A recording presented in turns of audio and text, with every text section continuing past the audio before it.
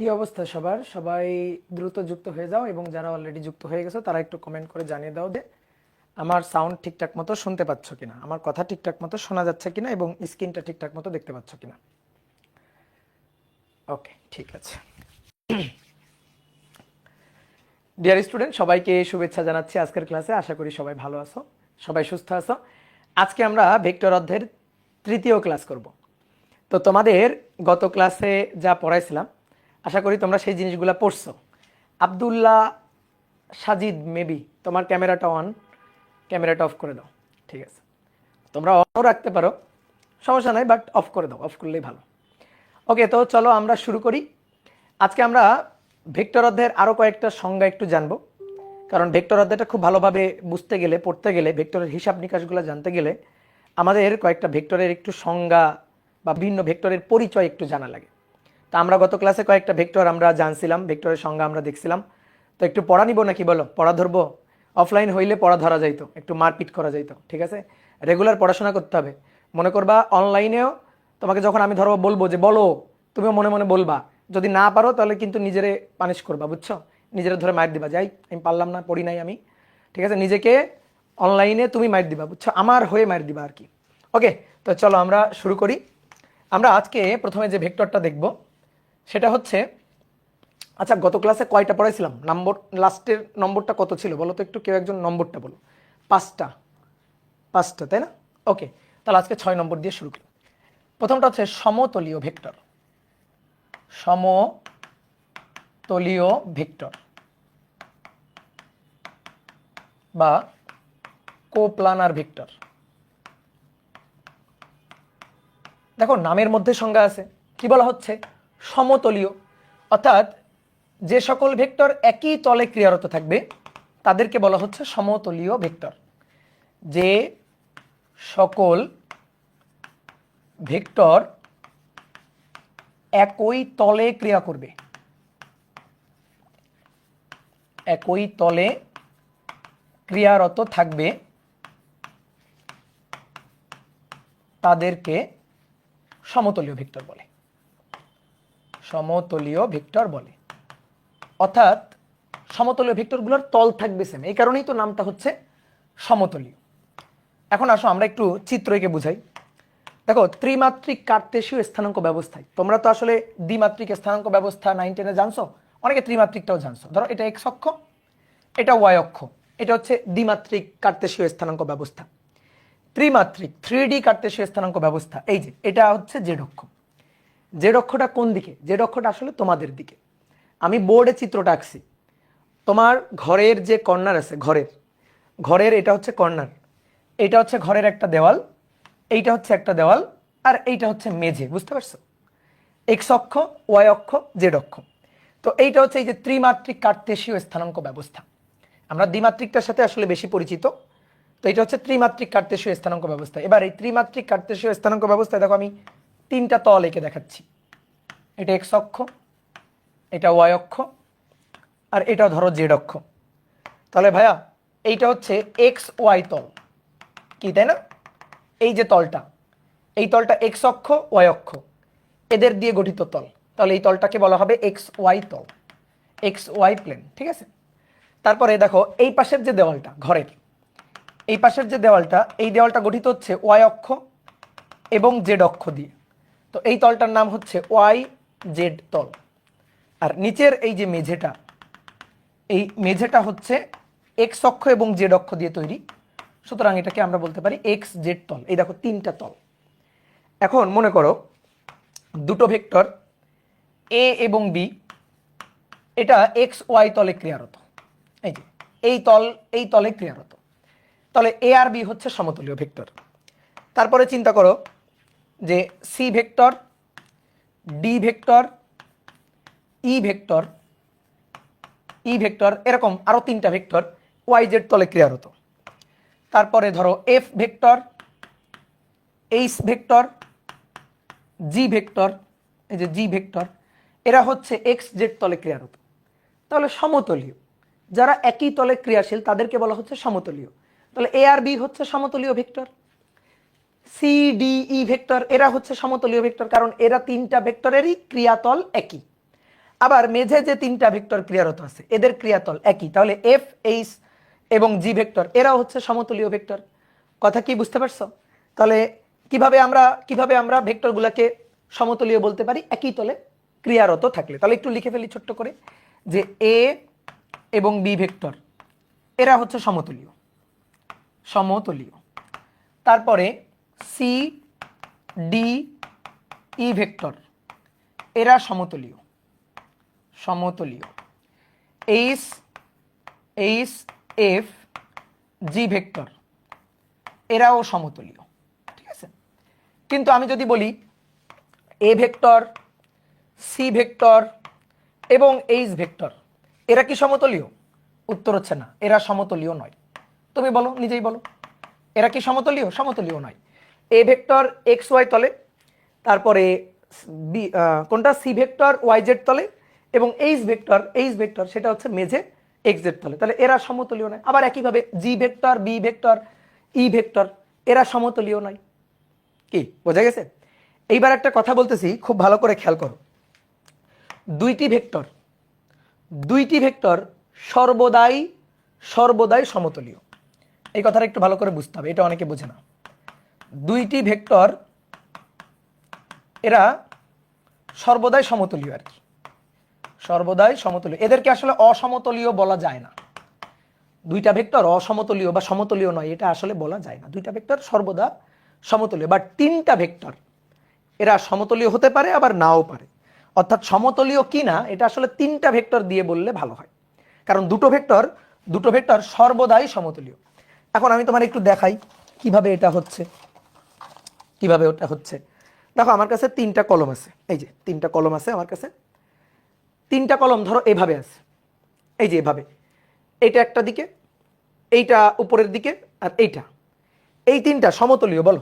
এই যে ধরো এই যে কাগজটা, এটা একটা তল না? এই তিনটা কলমকে এই তলে রাখতে পারবো একসাথে? দেখো তো থাকবে? সম্ভব? দেখো তো, তিন দিক বরাবর, একটা তোমার দিকে, একটা ওই দিকে, একটা উপরের দিকে। বলো এরা কি সমতলীয়? না, এরা সমতলীয় না। এদেরকে সমতলীয় বলা যাবে না।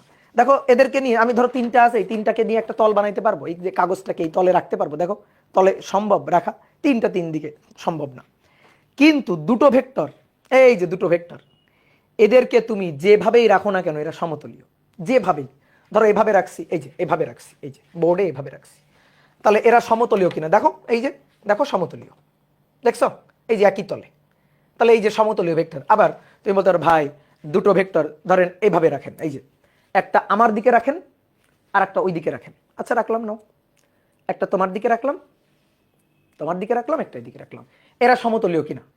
অবশ্যই সমতলীয়। দেখো এই যে সমতলীয়, এই যে সমতলীয়, দেখছো? বুঝতে পারছো?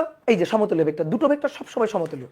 তুমি এই দুটো কলমকে যেভাবেই রাখো না কেন, এই যে ধরো এইভাবে রাখলাম, এই যে এইভাবে বাঁকা করে রাখলাম, এই যে এইভাবে রাখলাম, তাহলে এইভাবে রাখলে সমতলীয় কিনা? দেখো এই যে সমতলীয়, এই যে দেখো একই তলে আছে। তাহলে দুটো ভেক্টরকে দেখো, এই কলমের দুইটা কলমকে আমি যেভাবে রাখি না কেন, এই সাদা কাগজটাকে, এই তলটাকে এই দুইটা কলমের উপর আমি রাখতে পারতেছি না? দুটো ভেক্টর সর্বদাই সমতলীয়। আমি যদি বলি এ ভেক্টর, সি ভেক্টর এরা সমতলীয় কিনা, বলো তো কি হবে? বলো এরা সমতলীয় কিনা? এরা এ ভেক্টর, সি ভেক্টর সমতলীয় কিনা? অবশ্যই সমতলীয়। এই যে অনেকে বলছেন না, এই তো না বললে তো হবে না। এই দুটো vector, A vector, C vector সমতলীয়। দুটো ভেক্টর সর্বদাই সমতলীয়। এতক্ষণ কি বুঝালাম? দুটো ভেক্টর সর্বদাই সমতলীয়। দুটো ভেক্টরকে, এই যে দুটো ভেক্টর, এই দুটো ভেক্টরকে তুমি যেভাবেই রাখো না কেন একটা তল হবে না। দুটো লাঠিকে যেভাবে বাঁধো না কেন, যেভাবেই বাঁধো না কেন, তুমি ওই দুটো লাঠিকে একটা তলে রাখতে পারবে না। একটা সহজ কথা তোমার বলি, দুটো লাঠি একটার সাথে আর একটা জোড়া লাগাবা, একটার সাথে একটা জোড়া লাগাবা, যেভাবেই জোড়া লাগাও না কেন, একটা সহজ কথা, দুটো লাঠি একটার সাথে একটা জোড়া লাগাবা, যেভাবেই লাগাও না কেন, যেভাবে লাগানোর পরে এই লাঠিটাকে ভূমির উপর ফেলে দিবা, ভূমির উপর ফেলে রাখবা। বলো ভূমির উপর যদি ফেলে রাখো, কোনো লাঠি কি ভূমি থেকে উপরে থাকবে নাকি দুটো লাঠি ভূমির সাথে থাকবে? বলো, এইটা আমার কমেন্ট করো। বলো দুটো লাঠি কিভাবে থাকবে? একটার সাথে আর একটা জোড়া লাগাইছি, এবার আমি ভূমির উপর ফেলে দিলাম। ভূমির উপর ফেলে দিলে দুটাই দেখবা মাটিতে পড়ে গেছে, তাই না? দুটাই মাটির সাথে মিশে থাকবে। তো দুইটা মাটির সাথে মিশে থাকলে তাহলে মাটিতে, মেঝেতে একটা তল না? তো দুটো ভেক্টরকে যেভাবেই রাখি না কেন তল হবে, যেভাবেই রাখি না কেন, এই যে দুটো ভেক্টরকে যেভাবে রাখি না কেন দেখো একটা তল হবে, দেখো একটা তল হয়েছে, এভাবে রাখলেও তল হবে, এভাবে রাখলেও তল হবে, এভাবে রাখলেও তল হবে, এইভাবে রাখলেও তল হবে, যেভাবে রাখি না কেন তল হবে। তাহলে দুটো ভেক্টর সর্বদাই সমতলীয়। তাহলে সমতলীয় কি না এটা যদি কেউ তোমার জিজ্ঞেস করে তাহলে বলো কয়টা ভেক্টর দিয়ে জিজ্ঞেস করবে, কয়টা ভেক্টর দিয়ে? অ্যাটলিস্ট তিনটা ভেক্টর দিয়ে বলতে হবে, অ্যাটলিস্ট তিনটা। সমতলীয় কি না এটা কেউ যদি জিজ্ঞেস করে তাহলে অ্যাটলিস্ট তিনটা দিয়ে তোমাকে জিজ্ঞেস করবে, কারণ দুটো দিয়ে কেউ জিজ্ঞেস করবে না, দুটো দিয়ে কেউ জিজ্ঞেস করবে না। সবাই বুদ্ধিমান, সবাই জানে দুটো ভেক্টর সর্বদা সমতলীয়। একজন বলছে ভাই পরস্পরের লম্ব হলে কি সমতলীয় হবে? কেন রে ভাই, লম্ব হলে সমতলীয় হবে না? এই যে এটার সাথে এটা লম্ব, তো লম্ব হলে সমতলীয় না? এই যে সমতলীয় না, এই যে দেখো তল হয়েছে না? এটাই তো প্রথমে দেখালাম, লম্ব হলে সমতলীয় হতে। অনেকে বলতে ভাই আমি ভূমির উপর রাখবো, ভূমির উপর রাখলে তো এটা দাঁড়াই থাকবে। দেখো এটা ভূমির উপর আছে, এটা এভাবে দাঁড়ানো আছে, একটু টোকা দিয়ে দাও, টোকা দিলে দেখবা টুপ করে পড়ে গেছে, পড়ে গিয়ে দুটোই মাটির সাথে মিশে গেছে, তাই না? তার মানে দুটো ভেক্টর সর্বদাই সমতুল্য। তাহলে এই জিনিসটা মাথায় রাখবা, বোঝা গেছে? ক্লিয়ার? এইবার আসো সমপ্রারম্ভিক ভেক্টর 7 নম্বর। সমপ্রারম্ভিক, সমপ্রারম্ভিক, প্রারম্ভ মানে কি? শুরু। কো ইনিশিয়াল ভেক্টর, কো ইনিশিয়াল ভেক্টর, সমপ্রারম্ভিক ভেক্টর বা কো ইনিশিয়াল ভেক্টর। সমপ্রারম্ভিক মানে সমবিন্দু দিয়ে শুরু, সহজ কথা। তাহলে দুই বা ততোধিক ভেক্টর এরা যদি কোনো একটা একই বিন্দু থেকে ক্রিয়া করে, মানে পাদবিন্দু যদি একই হয়, সহজ কথা, তাহলে তাদেরকে সমপ্রারম্ভিক ভেক্টর বলে। তাহলে দুই বা ততোধিক ভেক্টরের পাদবিন্দু একই হলে, দুই বা মানে প্রারম্ভ একই বিন্দু থেকে, এই কারণেই তাদের নাম সমপ্রারম্ভিক। যে মুখস্থ করবে সে কিন্তু ওই যে আমার ফেভারিট স্টুডেন্ট, বুঝছো, আবুল, মুখস্থ করা যাবে না, বুঝে বলবো। সমপ্রারম্ভিক অর্থাৎ দুই বা ততোধিক ভেক্টর, ততোধিক ভেক্টরের পাদবিন্দু বা আরম্ভ বিন্দু একই হলে,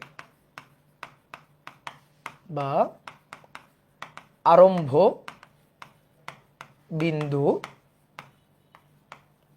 একই হলে তাদেরকে সমপ্রারম্ভিক বলে।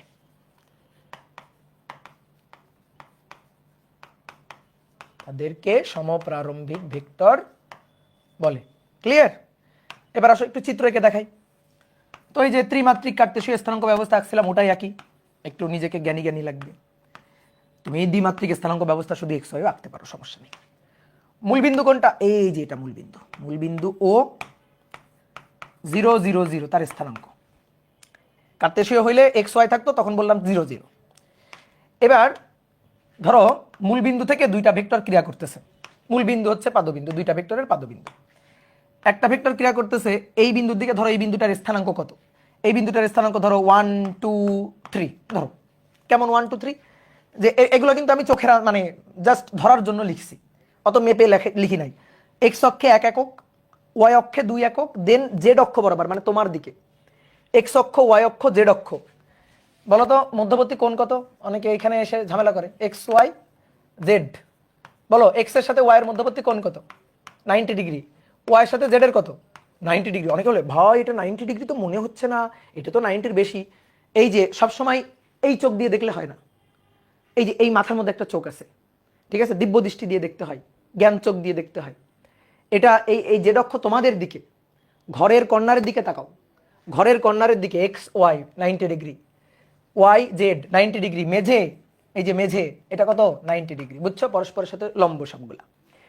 তাহলে এই যে 1 2 3 এই বিন্দু অভিমুখে, মূল বিন্দু থেকে এই বিন্দু অভিমুখে, ধরো এটা এ বিন্দু, তাহলে ও এ এই রেখা বরাবর ধরো একটা ভেক্টর ক্রিয়া করতেছে, ধরো এটাকে আমরা বললাম পি ভেক্টর। আর মনে করো এখানে আর একটা বিন্দু আছে, এটা ধরো বি বিন্দু, এটার স্থানাঙ্ক ধরো 2 1 4 ধরলাম। তাহলে মূল বিন্দু থেকে এই বি বিন্দুর অভিমুখে একটা ভেক্টর ক্রিয়া করতেছে ও বি বরাবর, এই ভেক্টরটার নাম দিলাম ধরো Q vector. P R Q দুটো ভেক্টরের পাদবিন্দু এই যেটা, তাহলে দুইটা ভেক্টর একই পাদবিন্দু থেকে ক্রিয়া করতেছে, দুইটা ভেক্টরের পাদবিন্দু আরম্ভ বিন্দু একই, তাহলে এরা হচ্ছে সমপ্রারম্ভিক। দুই বা ততোধিক ভেক্টর, শুধু দুটো হইতে হবে না এমন না, শুধু দুটো হইতে হবে এমন না, অনেকগুলো ভেক্টর হইতে পারে। তারা যদি একই বিন্দু দিয়ে ক্রিয়া করে তাহলে তাদেরকে আমরা বলবো সমপ্রারম্ভিক vector. A vector, B vector, C vector সবগুলার পাদবিন্দু একই বিন্দু দিয়ে ক্রিয়া করবে, এরা হচ্ছে সমপ্রারম্ভিক ভেক্টর। ঠিক আছে, ক্লিয়ার? তিনটা বিন্দু কিসের? আচ্ছা, তিনটা বিন্দু হচ্ছে এক্স অক্ষ, ওয়াই অক্ষ, জেড অক্ষের স্থানাঙ্ক, ত্রিমাত্রিক স্থানাঙ্ক। তুমি 9 10-এ দ্বিমাত্রিক স্থানাঙ্ক পড়ছো না? সেই ত্রিমাত্রিক স্থানাঙ্ক আমরা মাত্র একটু পরে পড়বো, একটু ধৈর্য ধরো, একটু পরে পড়বো। এবার আসো 8 নম্বর। 8 নম্বর হচ্ছে স্বাধীন ভেক্টর। স্বাধীন ভেক্টর, স্বাধীন মানে কি? Free, free vector. ঠিক আছে, তাহলে ফ্রি ভেক্টর থাকলে কি থাকবে? Paid vector.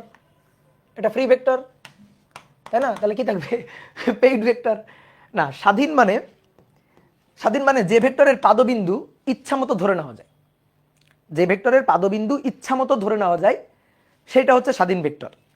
স্বাধীন মানে এরকম স্বাধীন না যে ভেক্টরটা চেঞ্জ করে আমরা দিক চেঞ্জ করে ফেলবো, এমনটা না। ভেক্টরটার দিক একই থাকবে, শুধু আমরা কি করবো, যে ভেক্টর শিফটিং, এক বিন্দু থেকে ভেক্টরকে আরেক বিন্দুতে, এক জায়গা থেকে ভেক্টরকে আরেক জায়গায় নিয়ে যেতে পারবো। তাহলে এটা কি বলা হচ্ছে? স্বাধীন ভেক্টর। যে সকল ভেক্টরের বা যে ভেক্টরের পাদবিন্দু ইচ্ছা মতো ধরে নেওয়া যায়, ইচ্ছা মতো ধরে নেওয়া যায়, দিক চেঞ্জ করা যাবে না কিন্তু, খবরদার, তারা হচ্ছে স্বাধীন। ঠিক আছে, তারা হচ্ছে স্বাধীন ভেক্টর। স্বাধীন ভেক্টর যেমন একটু উদাহরণ দিই। ধরো আমি বললাম কোনো একটা ভেক্টর ক্রিয়া করতেছে পূর্ব থেকে পশ্চিম দিকে। ধরো এই যে এটা হচ্ছে পূর্ব দিক, এটা হচ্ছে পশ্চিম দিক। ধরো আমি বললাম যে পূর্ব পশ্চিম দিকে বাতাসের বেগ ভেক্টর, বাতাসের ধরো বেগ, তাহলে বাতাসের বেগ ভেক্টর পূর্ব পশ্চিম দিকে ধরো ভি এর একটা মানটা আমি বলতে পারি, ধরো বাতাস প্রবাহিত হচ্ছে 2 মিটার পার সেকেন্ড বেগে, এটা হচ্ছে মান। ঠিক আছে, দিকটা কোন দিকে? পূর্ব দিকে, মানে পশ্চিম থেকে পূর্ব দিকে।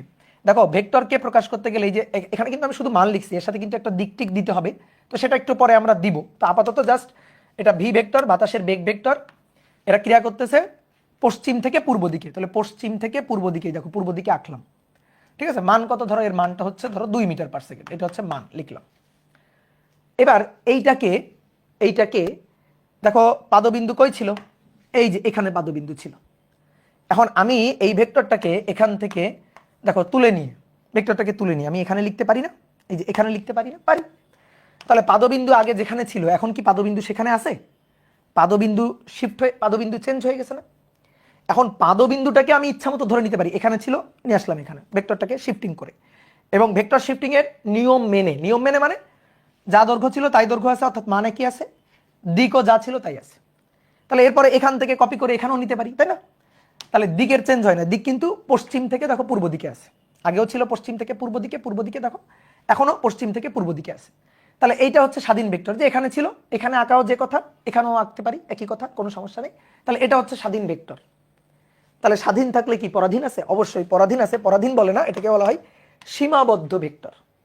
স্বাধীন ভেক্টর বোঝা গেছে? স্বাধীন ভেক্টরে পাদবিন্দুটা কেমনে চেঞ্জ হচ্ছে তোমার আমি আরেকটু বলি। দেখো এটা ওয়াই অক্ষ, এটা হচ্ছে এক্স অক্ষ। ঠিক আছে, ধরো কোন একটা ভেক্টর এক্স অক্ষ বরাবর ক্রিয়ারত, এক্স অক্ষ তার ধারক রেখা, কোন একটা ভেক্টর যে রেখা বরাবর ক্রিয়া করে তাকে তার ধারক রেখা বলে, ধরো এটা এক্স অক্ষ। তো কোন একটা ভেক্টর এক্স অক্ষ বরাবর ক্রিয়ারত, এই যে এক্স অক্ষ বরাবর এই ভেক্টরটা ক্রিয়ারত, তার পাদবিন্দু এখানে ছিল যার স্থানাঙ্ক ধরো 2 0, পাদবিন্দু এটা মূল বিন্দু 0 0, তাহলে এই ভেক্টরের পাদবিন্দু এটা মূল বিন্দু 0 0, তার থেকে 1 2 2 0, তাহলে 2 0, এই যে 2 0 এটা হচ্ছে এই ভেক্টরের পাদবিন্দু, ধরো এটা পি ভেক্টর। এখন আমি এই ভেক্টরটাকে এখান থেকে তুলে নিয়ে ভেক্টরটাকে কপি করে তুলে নিয়ে এখানে নিয়ে গেলাম, এই তাহলে পি ভেক্টরটাকে শিফট করে এখানে নিয়ে গেলাম, নিতে অবশ্যই পারি, মান আর দিক সেম আছে। আগে ছিল এই ভেক্টরের পাদবিন্দু 2 0, তাহলে এটা ধরো 1 2 3 4 5 6 7 8, তাহলে এবার পাদবিন্দু কোথায় চলে গেছে? 8 0 বিন্দুতে চলে গেছে। তো পাদবিন্দু ইচ্ছা মতো নিতে পারতেছি আমি, এটাই হচ্ছে স্বাধীন ভেক্টর। বুঝছো? ভেঙে বুঝাইলাম। এবার স্বাধীন ভেক্টরের বিপরীতটা হচ্ছে সীমাবদ্ধ ভেক্টর। স্বাধীন ভেক্টরের বিপরীতটা হচ্ছে সীমাবদ্ধ ভেক্টর, লোকালাইজড ভেক্টর, সীমাবদ্ধ ভেক্টর বা লোকালাইজড ভেক্টর। তো সীমাবদ্ধ ভেক্টর কি? সীমাবদ্ধ ভেক্টর এর উল্টাটা, স্বাধীনের উল্টাটা। স্বাধীন ভেক্টরে কি ছিল? যে ভেক্টরের পাদবিন্দু ইচ্ছা মতো ধরে নেওয়া যায়। তাহলে সীমাবদ্ধ ভেক্টর কি হবে? পাদবিন্দু ইচ্ছা মতো ধরে নেওয়া যায় না, পাদবিন্দু নির্দিষ্ট। যে ভেক্টরের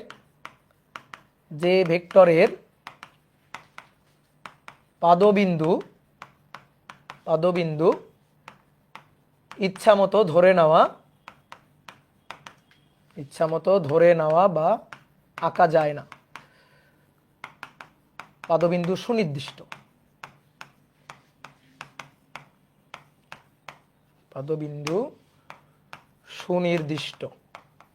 ঠিক আছে, তাকে সীমাবদ্ধ ভেক্টর বা লোকালাইজড ভেক্টর বলে, সীমাবদ্ধ ভেক্টর বলে। ঠিক আছে, এবার আসো এর উদাহরণটা কি হইতে পারে। এর উদাহরণ হচ্ছে অবস্থান ভেক্টর একটা সীমাবদ্ধ ভেক্টর। অবস্থান ভেক্টর 9 10-এ পড়ছো অ্যাটলিস্ট, আমরা পড়বো একটু পরে, সমস্যা নেই। অবস্থান ভেক্টর হচ্ছে মূল বিন্দুর সাপেক্ষে কোনো বিন্দুর অবস্থান যে ভেক্টরের সাহায্যে প্রকাশ করা হয়। কি বললাম সংজ্ঞার মধ্যে? কি বললাম? অবস্থান ভেক্টরের সংজ্ঞা কি বললাম? মূল বিন্দুর সাপেক্ষে কোনো বিন্দুর অবস্থান যে ভেক্টরের সাহায্যে প্রকাশ করা হয়। লিখবা না এক্স অক্ষ ওয়াই অক্ষ, মূল বিন্দু না এটা। তাহলে এই একটা বিন্দু, ওই যে একটু আগেই তো আঁকলাম। ধরো এই বিন্দুর স্থানাঙ্ক, যেহেতু এখানে এক্স ওয়াই দ্বিমাত্রিক স্থানাঙ্ক আঁকছি, ধরো 1 2। তাহলে মূল বিন্দু থেকে এই বিন্দু অভিমুখে ক্রিয়ারত এই যে ভেক্টর, এটা হচ্ছে একটা অবস্থান ভেক্টর। মূল বিন্দুর সাপেক্ষে এই বিন্দুর অবস্থান প্রকাশ করতেছে। ধরো এটা হচ্ছে পি ভেক্টর। তো এটা হচ্ছে এই বিন্দুর অবস্থান ভেক্টর। এই বিন্দুর অবস্থান ভেক্টরের পাদবিন্দু এই যে মূল বিন্দুর সাপেক্ষে এই বিন্দুর অবস্থান ভেক্টর। তাহলে মূল বিন্দু পাদবিন্দু ফিক্সড, নির্দিষ্ট। তাহলে এই যে ভেক্টরটা, এই ভেক্টরটা হচ্ছে একটা সীমাবদ্ধ ভেক্টর। কথা কি বুঝছো? অবস্থান ভেক্টর হচ্ছে একটা সীমাবদ্ধ ভেক্টর। 2 মার্কের কোশ্চেন আসে কিন্তু এগুলো, যে অবস্থান ভেক্টর একটা সীমাবদ্ধ ভেক্টর ব্যাখ্যা করো। অবস্থান ভেক্টর একটি, আমার খাতা যদি পড়ো বুঝছো, 1 মার্ক 2 মার্ক 3 মার্ক 4 মার্ক তো কথাই নেই, সব প্রশ্নের উত্তর কিন্তু পাই যাবা, সুন্দর করে পড়বা আর কি। অবস্থান ভেক্টর বুঝে অবশ্যই বুঝে অবস্থান ভেক্টর একটি সীমাবদ্ধ ভেক্টর, ব্যাখ্যা করো। তো কি করে ব্যাখ্যা করবা? তোমাদের যে ওই যে বলছিলাম 2 মার্কের প্রশ্ন লেখার একটা টেকনিক শিখাইছিলাম। টেকনিকটা কি? চেষ্টা করবা চিত্র এবং ইকুয়েশন ঢোকানোর, ওত পেতে থাকবা ঢোকানো যায় কিনা। সবসময় হয়তো চিত্র আঁকা যাচ্ছে না 2 মার্কের কোশ্চেনে, সবসময় হয়তো ইকুয়েশন দেওয়া যাচ্ছে না, বাট তোমার টার্গেট থাকবে আমি ওত পেতে থাকবো, সুযোগ পাইলেই ঢুকাই দিব। বুঝছো? তাহলে সীমাবদ্ধ ভেক্টরের সংজ্ঞাটা তুমি আগে লিখবা, যেহেতু সীমাবদ্ধ ভেক্টরের কথা বলছে। এবার অবস্থান ভেক্টরের সংজ্ঞাটা লিখবা। লেখার পরে অবস্থান ভেক্টর হচ্ছে মূল বিন্দুর সাপেক্ষে কোনো বিন্দুর অবস্থান যে ভেক্টরের সাহায্যে প্রকাশ করা হয়। ঠিক আছে, অবস্থান ভেক্টর হচ্ছে, অবস্থান ভেক্টর এটা হচ্ছে মূল বিন্দুর সাপেক্ষে কোনো বিন্দুর অবস্থান ভেক্টর। মূল বিন্দুর সাপেক্ষে কোনো বিন্দুর অবস্থান প্রকাশ করে। তাহলে পাদবিন্দু কোনটা? মূল বিন্দু। তাহলে পাদবিন্দু মূল বিন্দু ফিক্সড, পাদবিন্দু এটা মূল বিন্দু। তাহলে পাদবিন্দু অবস্থান ভেক্টর পাদবিন্দু ফিক্সড না? কি বলা হয়েছিল? পাদবিন্দু সুনির্দিষ্ট থাকবে, ইচ্ছা মতো ধরা যাবে না। তো এইটা হয়ে গেল, তাহলে পাদবিন্দু সুনির্দিষ্ট, এই যে এটা মূল বিন্দু যার স্থানাঙ্ক 0 0। তাহলে এর সাপেক্ষে ধরো এই বিন্দু, এটা ধরো 1 2, ঠিক আছে, ধরো এই বিন্দু, তো তার অবস্থান প্রকাশ করতেছে পি ভেক্টর। তাহলে পি একটা সীমাবদ্ধ ভেক্টর, এই যে পি ভেক্টর, এইটা একটা সীমাবদ্ধ ভেক্টর। কি বুঝছো? সীমাবদ্ধ ভেক্টর। ধরো আরেকটা উদাহরণ দেখাই, এগুলো আমরা 4র্থ অধ্যায়ে পড়ব। ধরো কোন একটা বস্তুকণা একটা বৃত্তাকার পথে ঘুরতেছে, এই যে একটা বৃত্তাকার পথে ঘুরতেছে। এইটা হচ্ছে ঘূর্ণন অক্ষ। অক্ষটা কি? অক্ষ হচ্ছে সেন্টার, এই যে সেন্টারে তলের সাথে যে বরাবর ঘুরতেছে, এই যে সেন্টার। তো এই পাশে এই যে এটাকে অক্ষ করে ঘুরতেছে। যেমন দরজা ঘোরাও না তুমি, দরজার, এই যে ধরো এটা দরজা, এটা দরজার হাতল, তো দরজার হাতল ধরে টান দিলে দরজা ঘুরে না? কার সাপেক্ষে ঘুরে? কোন অক্ষের সাপেক্ষে? এই অক্ষের সাপেক্ষে ঘুরে। এই যে এটা হচ্ছে অক্ষ, বুঝতে পারছো অক্ষ কি জিনিস? তো এটা হচ্ছে অক্ষ, এই অক্ষের চারপাশে ঘুরতেছে। তাহলে দেখো আমরা যখন এখানে হিসাব করব তখন আমাদের মূল বিন্দু হচ্ছে সেন্টারটা। তাহলে সেন্টারের সাপেক্ষে এই বিন্দুর অবস্থান, এই যে বস্তুটা ঘুরতেছে ঘুরতেছে, তাহলে এই বিন্দুর অবস্থান প্রকাশ করব এই যে এই ভেক্টরটা দিয়ে। তাহলে দেখো তো এটা বৃত্তপথের কি? বলো, এটা মূল বিন্দু, এটা হচ্ছে এই ক্ষেত্রে মূল বিন্দু। মূল বিন্দু কোনটাকে বিবেচনা করব? সেন্টারটাকে। তাহলে সেন্টারটা মূল বিন্দু। এখন এই বস্তুটা এভাবে ঘুরতেছে ধরো এই বৃত্তাকার পথে, তাহলে বস্তুটা এখানে আছে। তাহলে এইটা হচ্ছে তার অবস্থান ভেক্টর। তো এই অবস্থান ভেক্টরটা এই বৃত্তপথের কি নির্দেশ করতেছে আসলে? কি নির্দেশ করতেছে বলো বলো বলো, কি নির্দেশ করতেছে? বৃত্তপথের কি নির্দেশ করতেছে? এটা কি নাম? ব্যাসার্ধ না? হ্যাঁ, ব্যাসার্ধ। তাহলে এইটা ব্যাসার্ধ, তাহলে এই ভেক্টরটাকে আমরা বলি ব্যাসার্ধ ভেক্টর। ব্যাসার্ধ ভেক্টর। এই ব্যাসার্ধ ভেক্টরটাকে তুমি বলো। আমি বললাম এই বস্তুর ব্যাসার্ধ ভেক্টর এই যে এখান থেকে তুলে নিয়ে, এখান থেকে এই ব্যাসার্ধ ভেক্টরটাকে এখান থেকে তুলে নিয়ে আমি এখানে গেলাম, বলো তো হইলো? আমি বললাম এটা ব্যাসার্ধ ভেক্টর। বলো, ব্যাসার্ধ দেখে মনে হচ্ছে? ব্যাসার্ধ তো ভাই এইটা ব্যাসার্ধ। এই যে এইটা হচ্ছে ব্যাসার্ধ, এইটা ব্যাসার্ধ। এটার কি ব্যাসার্ধ বলা যাবে? বলো, এটার ব্যাসার্ধ বলতে পারবো? এই যে আমি সামনে নিয়ে গেলাম, তো সামনে নিয়ে গেলে কি হলো? পাদবিন্দু চেঞ্জ হয়ে গেল। পাদবিন্দু চেঞ্জ করা যাবে? পাদবিন্দু কোথায় থাকতে হবে? এই ব্যাসার্ধ ভেক্টরের পাদবিন্দু এখানেই থাকতে হবে, এখানেই পাদবিন্দুটা থাকতে হবে। তাহলে এই যে এটা আরেকটা থাকতে পারি, এই একটা, এগুলো সব কি ব্যাসার্ধ ভেক্টর। তাহলে পাদবিন্দু কোথায় থাকতে হবে? পাদবিন্দু সেন্টারে থাকতে হবে। তাহলে পাদবিন্দু নির্দিষ্ট, পাদবিন্দু নির্দিষ্ট। এটাকে তুমি এখানে সরাইতে পারবা না। তুমি যদি বলো এই যে ব্যাসার্ধ ভেক্টর, না এটা হবে না, এখান থেকে এখানে নিতে পারবো না। অনেক ভাই দেখেন দিক সেম আছে, আমি কপি করে সামনে নিয়ে গেছি, দিক তো সেম আছে, হোক আমি ভেক্টর শিফটিং করতে পারি, ভেক্টর ধরো শিফট করতে পারি, ভেক্টর শিফটিং হতে পারে, কিন্তু এটাকে তো ব্যাসার্ধ ভেক্টর, এটা কি ব্যাসার্ধ? বৃত্তপথের ব্যাসার্ধ কি এটা? এখানে ব্যাসার্ধ চলে গেছে না, তো এটাকে তো বলতে পারবো না। তো এই কারণে এটা পাদবিন্দু, এটা পাদবিন্দু সুনির্দিষ্ট, সুনির্দিষ্ট, এই কারণে এটা সীমাবদ্ধ ভেক্টর, সীমাবদ্ধ ভেক্টর, সীমাবদ্ধ ভেক্টর। তাহলে অবস্থান ভেক্টর, ব্যাসার্ধ ভেক্টর, এটার নাম ব্যাসার্ধ ভেক্টর। অবস্থান ভেক্টর, ব্যাসার্ধ ভেক্টর, এগুলা সীমাবদ্ধ ভেক্টর। বোঝা গেছে? ওকে, গুড। এইবার আসো 10 নম্বর। 10 নম্বরটা খুব মজার। এটা হচ্ছে নাল বা শূন্য ভেক্টর। নাল, নাল মানে ফাঁকা, NULL, নাল। নাল বা শূন্য, শূন্য, জিরো, জিরো ভেক্টর। ঠিক আছে, এটাকে অনেক সময় অকার্যকর ভেক্টরও বলে। নাল বা শূন্য ভেক্টর, বা এটার একটা নাম হচ্ছে অকার্যকর ভেক্টর। কোন বইতে হয়তো দেখছিলাম। ঠিক আছে, অকার্যকর। এবার নাল বা শূন্য ভেক্টর কি জিনিস আসো একটু কনসেপ্ট বুঝি আগে। দুটো ভেক্টর রাশির হিসাব নিকাশ করে তুমি অবশ্যই একটা ভেক্টর রাশি পাবা, বুঝছো? তোমার আপাতত তোমার জ্ঞান দিয়ে তুমি একটু বলার চেষ্টা করো। ধরো একটা বস্তু, এই বস্তুর উপর এদিক বরাবর বল প্রযুক্ত করা হচ্ছে ধরো 10 নিউটন, আর বিপরীত দিকে এই দিক বরাবর বল প্রযুক্ত করা হচ্ছে ধরো 4 নিউটন। তোমার কমন সেন্স জ্ঞান, ঠিক আছে, এইটা কাজে লাগিয়ে তুমি একটু আমাকে বলো তো 10, 4 এই বস্তুর উপরে আসলে প্রযুক্ত নিট বলটা কত? নিট বল কত? নিট বল ধরো একটা বস্তুকে তুমি টানতেছো এদিকে 4 নিউটন বলে, তোমার বন্ধু টানতেছে ঠিক বিপরীত দিকে, ঠিক বিপরীত দিকে 10 নিউটন বলে। তো এটা কমন সেন্স যে এই বস্তুর উপর নিট বল, নিট বল 6 নিউটন, তাই না? বুঝছো তো? কোন দিকে 6 নিউটন? কোন দিকে 6 নিউটন? এইদিকে, এইদিকে 6 নিউটন। বুঝতে পারছো? এই যে এইভাবে চিন্তা করো, এটা 10, দেখো এইভাবে চিন্তা করো, এই যে এদিকে কত আছে? 10, আর এদিকে কত? এদিকে আছে 4 নিউটন, আর এদিকে 10। 10কে একটা কাজ করি, 10কে এটা 4 নিউটন, আর আর 10কে 4 এবং 6 দুই ভাগে ভাগ করলাম, 6 নিউটন। ঠিক আছে, এটা 10 নিউটন ছিল, 10কে দুইটা ভাগে ভাগ করলাম, 4 আর 6। তাহলে 4 আর 4 পরস্পরকে নাকচ করে দিল, তাহলে আলটিমেটলি এইদিকে বেশি থাকলো কত, 6 নিউটন। এই হিসাবটা তো বুঝছো। আমরা আস্তে আস্তে এই ভেক্টর রাশি হিসাব করব, সমস্যা নেই। তাহলে দুটো বলের নিট লব্ধি বল, লব্ধি বা নিট বল, ঠিক আছে, রেজাল্টেন্ট ইংরেজিতে বলা হয় রেজাল্টেন্ট। তো রেজাল্টেন্ট ফোর্স কত, 6 নিউটন। দেন আচ্ছা, যদি এমন হইতো ধরো এই বস্তুটা, তার উপর প্রযুক্ত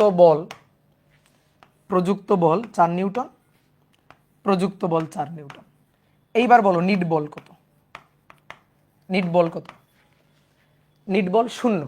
এখন একটা কথা শোনো, দুটো বলের হিসাব নিকাশ করে, বল কি রাশি, ভেক্টর রাশি, দুটো বলের হিসাব নিকাশ করে তুমি কিন্তু একটা বলই পাবা। যদি এমন হইতো দুটো বল একই দিকে, ধরো 10 আর 4 একই দিকে, তাহলে 14 হয়ে যেত। তাহলে দুটো বল ভেক্টরের হিসাব নিকাশ করে তুমি একটা বলই পাবা। এই দুটো বলের হিসাব করে তুমি কি স্মরণ পাবা নাকি? এটা তো পাগলের মতো কথা, যেটা তো হয় না। এটা তো মনে করো যে 9-10-এর যে রুলস তোমরা শিখছো, যে অবশ্যই সেম সেম রাশি হইলে যোগ বিয়োগ করা যাবে। আমি বলের সাথে স্মরণ যোগ বিয়োগ করতে পারবো না। বল আর স্মরণের যোগ বিয়োগ করে আমি ত্বরণ কখনো পাবো না। পাবো কি? পাবো না। সেম সেম রাশি না হইলে যোগ বিয়োগ করা যায় না। আমি বললাম এই বলো, দুটো গরু 3টা ছাগল মিলে কয়টা গরু? বলো, এই প্রশ্ন হইল? তুমি দুটো গরুর সাথে 3টা ছাগল যোগ করতে পারো না। তাহলে অবশ্যই যোগ বিয়োগ করতে গেলে একই রাশি হইতে হবে, এবং দুটো গরুর সাথে 3টা গরু যোগ করে 5টা গরুই পাওয়া যাবে, তাই না? তাহলে বলের সাথে যদি বলের হিসাব নিকাশ যোগ বিয়োগ করি, আর কি হিসাব নিকাশ বলতে আমি যোগ বিয়োগ বুঝাচ্ছি, যোগ বিয়োগ করি, তাহলে আমি বলই পাবো। এখন কথা হচ্ছে কি, 4 আর 4, এই 4 নিউটন বলের ঠিক বিপরীতে 4 নিউটন বল। তাহলে একটা কথা কি বলতে পারি, এটা যদি এ ভেক্টর হয়, দেখি তোমরা বলবা বুদ্ধি দিয়ে, গত ক্লাসের বুদ্ধি, এটা যদি এ ভেক্টর হয়, এটা কি ভেক্টর? বলো বলো বলো বলো বলো, দেখি কে বলতে পারে, কার এত বুদ্ধি। বা গুড, ভেরি গুড। এটা যদি এ ভেক্টর হয়, তাহলে অবশ্যই এটা মাইনাস এ ভেক্টর না? এর মান কত, 4। এর মান কত, 4। অনেক ভাই সামনে মাইনাস দেননি, ধরে মাইর দিব। কিন্তু এটা যদি বলো, মুখ ফসকে বলছো নাকি, জিজ্ঞেস করো নিজেরে, বলছো নাকি এটা? যে বললেই কিন্তু ভাই মাইর দিবে। কেন? কারণ ভেক্টরের মান, এই ভেক্টরটার এ ভেক্টরের মান 4 নিউটন, এটার মান 4 নিউটন, কিন্তু দিক বিপরীত বলে মাইনাস এ ভেক্টর। মানের আগে এটা মানের আগে কখনো আমরা মাইনাস দিব? মান কখনো মাইনাস টাইনাস হবে? এটা গত ক্লাসে বলছি। এখন আমি যদি এই দুইটার নিট বলটা হিসাব করি, রেজাল্টেন্ট হিসাব করি, কত পাবো? 0 পাবো। এখন আমি দুটো বলের হিসাব করে একটা বলই তো পাবো, তাই না? দুটো বলের হিসাব করে একটা বলই পাবো। বল পাইছি, কিন্তু বলের মানটা কত? 0। তাহলে দেখো বল কিন্তু ভেক্টর রাশি, নিট বল, বলের হিসাব করে বলই পাবো। বল কি? ভেক্টর। সেই ভেক্টরের মান কত হয়ে গেল? 0। এখন ধরো দুটো ভেক্টর রাশির হিসাব করে তো একটা ভেক্টরই পাওয়া যায়। তাহলে আমি যদি জিজ্ঞেস করি, বলো তো এই 0টা আসলে স্কেলার 0 নাকি ভেক্টর 0? মানে কেমন 0 আসলে এই 0টা? অবশ্যই এটা ভেক্টর 0, কারণ এটা তো বলের মান, মানে বল ভেক্টর। দুটো ভেক্টর রাশি বল বল বল এবং বল, তার হিসাব করে আমি বলই পাবো, মানে ভেক্টরই পাবো। তাহলে মান হচ্ছে 0, কিন্তু সেটা একটা ভেক্টর হওয়ার কথা, মানে বল ভেক্টর হওয়ার কথা। তার মানে দেখো, দুটো বিপরীত ভেক্টরের রেজাল্টেন্ট, দুটো বিপরীত ভেক্টর, তার রেজাল্টেন্ট 0 হয়ে যাচ্ছে। তো এটাই হচ্ছে 0 ভেক্টর। এখন অনেকে বলতে পারে, ভাই ভেক্টর তো 0, এর দরকার কি? দরকার হচ্ছে একটু কনসেপচুয়ালি ব্যাপারটা একটু বোঝার চেষ্টা করো।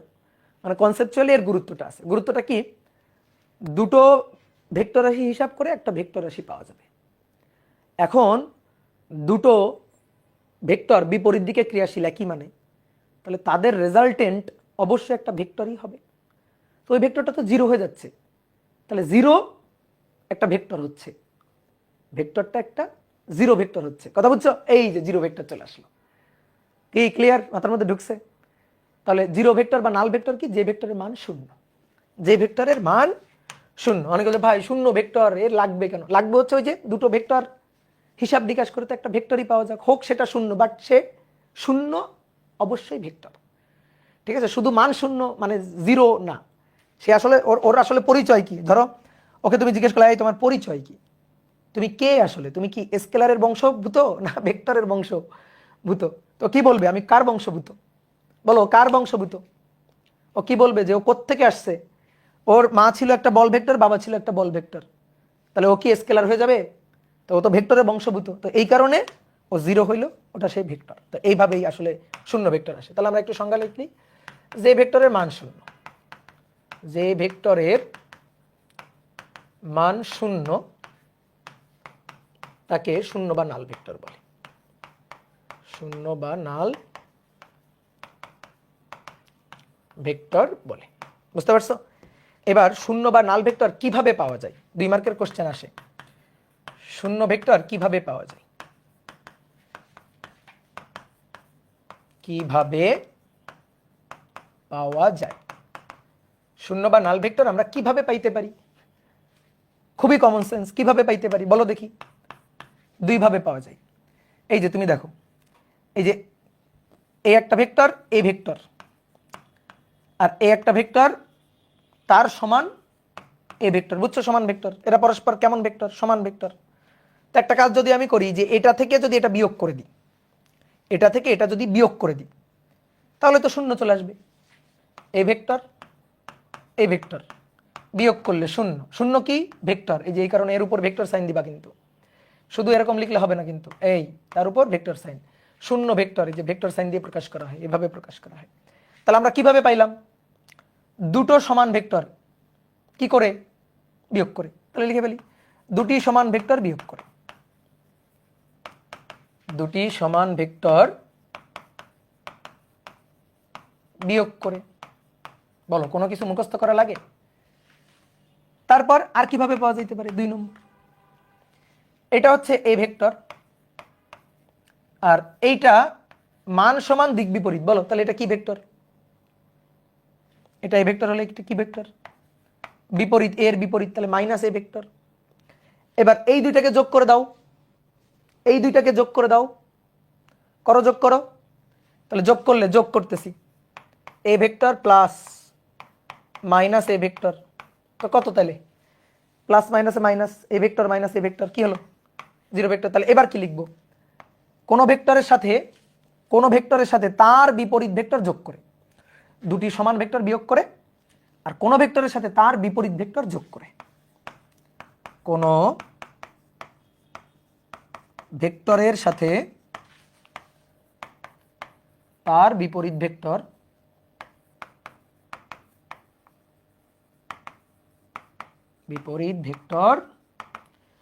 যোগ করে। বুঝতে পেরেছ? ঠিক আছে। শূন্য ভেক্টর থেকে 2 মার্কের আরো সুন্দর সুন্দর কোশ্চেন আসে, তা আমি কথাগুলো লিখে দিচ্ছি এখানে। শূন্য ভেক্টরকে আঁকা যাবে না। দেখো, শূন্য ভেক্টরকে আঁকতে পারবো না, আঁকা যাবে না। তুমি বলো কেন আঁকা যাবে না? শূন্য ভেক্টরকে আঁকা যাবে না। আঁকা যাবে, কারণ আমরা যখন ভেক্টরকে আঁকি তখন একটা রেখা দিয়ে ভেক্টরকে প্রকাশ করি, রেখার দৈর্ঘ্যটাই ভেক্টরের মান প্রকাশ পায়। শূন্য ভেক্টর যার মান শূন্য, তাহলে আঁকো এমন একটা রেখা, আঁকো যার দৈর্ঘ্য শূন্য, এমন একটা রেখা আঁকো যার দৈর্ঘ্য শূন্য। পারবা আঁকতে?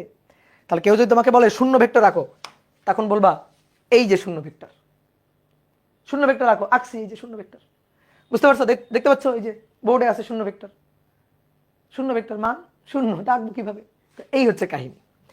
এবার আসো 2 নম্বর, আর একটা খুব ইম্পর্টেন্ট কথা। 2 নম্বর একটা ইম্পর্টেন্ট কথা হচ্ছে যে এর সুনির্দিষ্ট দিক নেই। এর সুনির্দিষ্ট দিক নাই।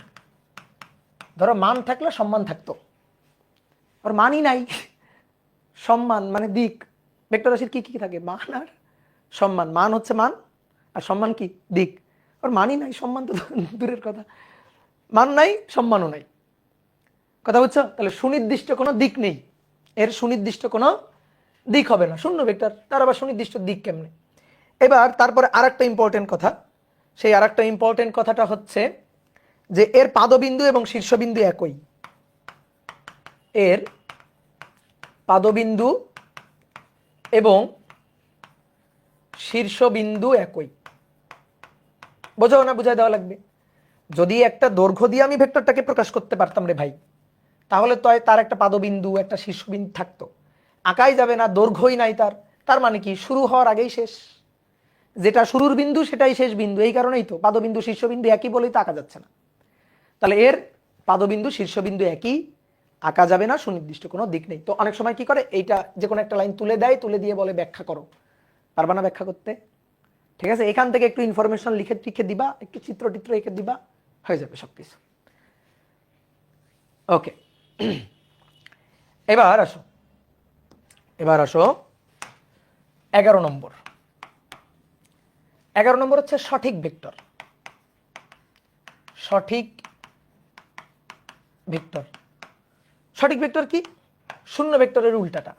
একটা মজার জিনিস খেয়াল করো, দেখো ম্যাক্সিমাম সময় দেখবা একটার উল্টাটা আর একটা, যেমন সমান বিপরীত, সদৃশ বিসদৃশ, তারপরে স্বাধীন সীমাবদ্ধ, নাল ভেক্টর সঠিক ভেক্টর, একটার একটার বিপরীত। নাল ভেক্টরের মান হচ্ছে 0, এই কারণে সেটা নাল ভেক্টর, অকার্যকর ভেক্টর বা হচ্ছে শূন্য ভেক্টর। তাহলে যে ভেক্টরের মান 0 নয় সেই সঠিক ভেক্টর, যে ওর একটা মান আছে। তাহলে এটা নিয়ে আর আলোচনা করার কিছু নাই। যে ভেক্টরের মান 0 নয়, যে ভেক্টরের মান 0 নয় তাকে সঠিক ভেক্টর বলে, তাকে সঠিক ভেক্টর বলে, সঠিক ভেক্টর বলে। তাহলে ধরো একটা পি ভেক্টর, এই যে পি ভেক্টর, এই পি ভেক্টরের মান আছে, এই যে আঁকছি দৈর্ঘ্য, এই দৈর্ঘ্যটাই মান প্রকাশ করতেছে, তাহলে এটা একটা সঠিক ভেক্টর। এই যে আঁকছি যে, তাহলে এর মান আছে, ধরো এর মান কত, একটা বল ভেক্টর, ধরো 5 নিউটন মান, তাহলে এটা একটা সঠিক ভেক্টর, সঠিক ভেক্টর। তো এটা নিয়ে তো আর কি আলোচনা করব, এখানেই আলোচনা শেষ সঠিক ভেক্টরের। কি ক্লিয়ার? এবার আসো 12 নম্বর। 12 নম্বর পড়ার আগে আমরা একটা জিনিস একটু পড়বো, সেটা হচ্ছে মাত্রা বা ডাইমেনশন।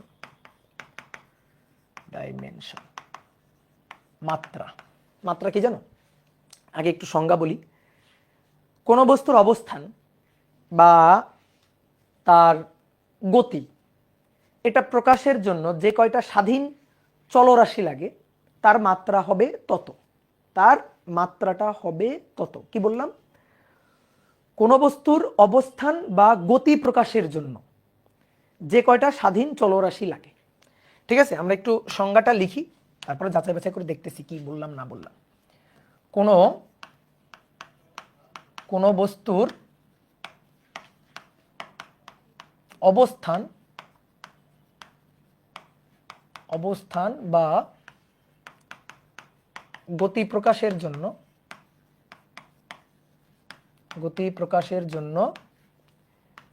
যে কয়টি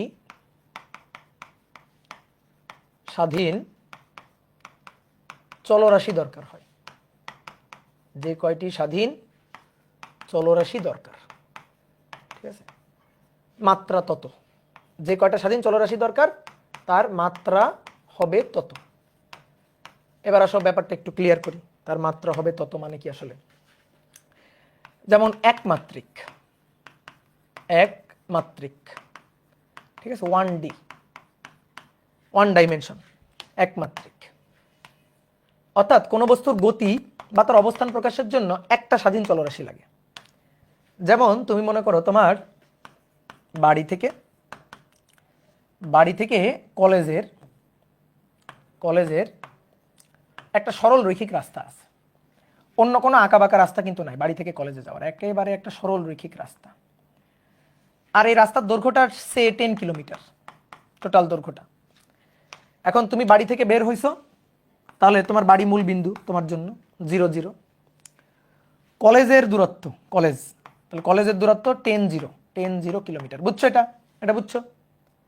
10 0 কিভাবে? বাড়ি যদি মূল বিন্দু হয় তাহলে কলেজ আসলে এক্স অক্ষ বরাবর, এই যে এটা এক্স অক্ষ বরাবর। তাহলে এখান থেকে 10, তারপরে উপরেও না নিচে না, তাহলে 10 0, ঠিক আছে। এখন তুমি মনে করো তুমি বাড়ি থেকে রওনা দিছো, এই যে বাড়ি থেকে স্কুলের ব্যাগ ঘাড়ে করে নিয়ে, কলেজের ব্যাগ ঘাড়ে করে নিয়ে তুমি রওনা দিছো। রওনা দিয়ে হেঁটে হেঁটে হেঁটে হেঁটে ধরো এই পয়েন্টে এসে পৌঁছাইছো। এই যে তুমি এখন এখানে আসো, এখানে অবস্থান করতেছো। তোমার আম্মা তোমাকে ফোন দিয়ে বলছে, এই তুই কোথায়? তুই তো স্কুলে যাস নাই, কলেজে যাস নাই, কলেজের টিচার আমাকে ফোন করে জানালো যে তুই মানে অ্যাবসেন্ট। তো তখন তুমি তোমার আম্মাকে বলবা তুমি কোথায় আসো, এটা বলার জন্য ধরো তুমি এখান থেকে এখানে আসো, অর্থাৎ 4 কিলোমিটার দূরে আসো। তো তুমি তোমার আম্মাকে ফোন করে কি বলবা? তুমি সত্যি কথা বলো, তুমি কি বলবা? বাড়ি থেকে 4 কিলোমিটার দূরে আসো, এটাই বলবা না? কয়টা সংখ্যা বললা, কয়টা তথ্য তোমার আম্মাকে জানাইলা? একটা তথ্য, যে মানে আম্মা আমি 4 কিলোমিটার দূরে আছি বাড়ি থেকে। এখন তোমার আম্মা তখন একটা লাঠি নিয়ে বের হবে। লাঠি নিয়ে বের হয়ে, তোমার আম্মা তো জানে কলেজের সোজা একটা রাস্তা, ঠিক আছে, আশেপাশে তুমি যাবা না, সোজা রাস্তার মধ্যেই তুমি 4 কিলোমিটার দূরে আছো, তাহলে সোজা রাস্তা বরাবর হেঁটে যাবে। হেঁটে যাবে কতটুকু? 4 কিলোমিটার হেঁটে যাবে, গিয়ে তোমার এখানে খুঁজে পাবে, অর্থাৎ 40 বিন্দুতে তোমার পাবে। তাহলে তোমার অবস্থান জানানোর জন্য তোমার কয়টা বিন্দুর সাহায্য লাগছে? একটা বিন্দু, জাস্ট তুমি বলছো 4 কিলোমিটার। তোমার আম্মা 4 কিলোমিটার দূরে গিয়ে একটা বিন্দু হিসাব করে তত দূরত্বে গিয়ে তোমাকে খুঁজে পেয়েছে। তাহলে তোমার তোমার অবস্থান একমাত্রিক অবস্থান, তোমার গতিটা হচ্ছে একমাত্রিক গতি। তুমি যখন এই সরল রৈখিক রাস্তায় হেঁটে গেছো, তোমার যে গতি, সেই গতিটাকে আমরা বলবো একমাত্রিক গতি, সরল রৈখিক একটা মাত্রায়। তাহলে তোমার গতি প্রকাশের জন্য দেখো একটা স্বাধীন চলরাশি লাগতেছে এক্স, শুধু এক্স, ওয়াই লাগতেছে না, কারণ ওয়াই জিরো, তারপর জেড লাগতেছে না, জেড জিরো, বুঝছো? তাহলে একটা স্বাধীন চলরাশি লাগতেছে শুধুমাত্র এক্স, এই কারণে তোমার গতিটা হচ্ছে একমাত্রিক গতি। বুঝতে পারছো? তুমি আরো সুন্দর করে যদি বুঝো, বুঝতে চাও আর কি, ধরো একটা দড়ি দুইটা খুঁটির মাঝে টান টান করে বেঁধে রাখছো। একটা দড়ি দুইটা খুঁটির মাঝে টান টান করে বেঁধে রাখছো, এই যে টান টান করে একটা দড়ি দুইটা খুঁটির মাঝে বেঁধে রাখছো। এবার ধরো এই দড়ির উপর দিয়ে একটা পিঁপড়া হেঁটে যাচ্ছে, দড়ির উপর দিয়ে ধরো একটা পিঁপড়া হেঁটে যাচ্ছে, এই যে ধরো একটা পিঁপড়া হেঁটে যাচ্ছে। তো এই পিঁপড়াটা এখানে আছে, দড়ির উপর দিয়ে হেঁটে যাচ্ছে, সে ডান দিকে বাম দিকে উপরের দিকে নিচ দিকে যাইতে পারবে না, শুধু সরল রৈখিক রাস্তায় চলবে। এই যে সরল রৈখিক এই রাস্তাটা, এটা এক্স অক্ষ, তাহলে তার গতিটা এক্স অক্ষে, একটা মাত্রায়, একটা অক্ষে।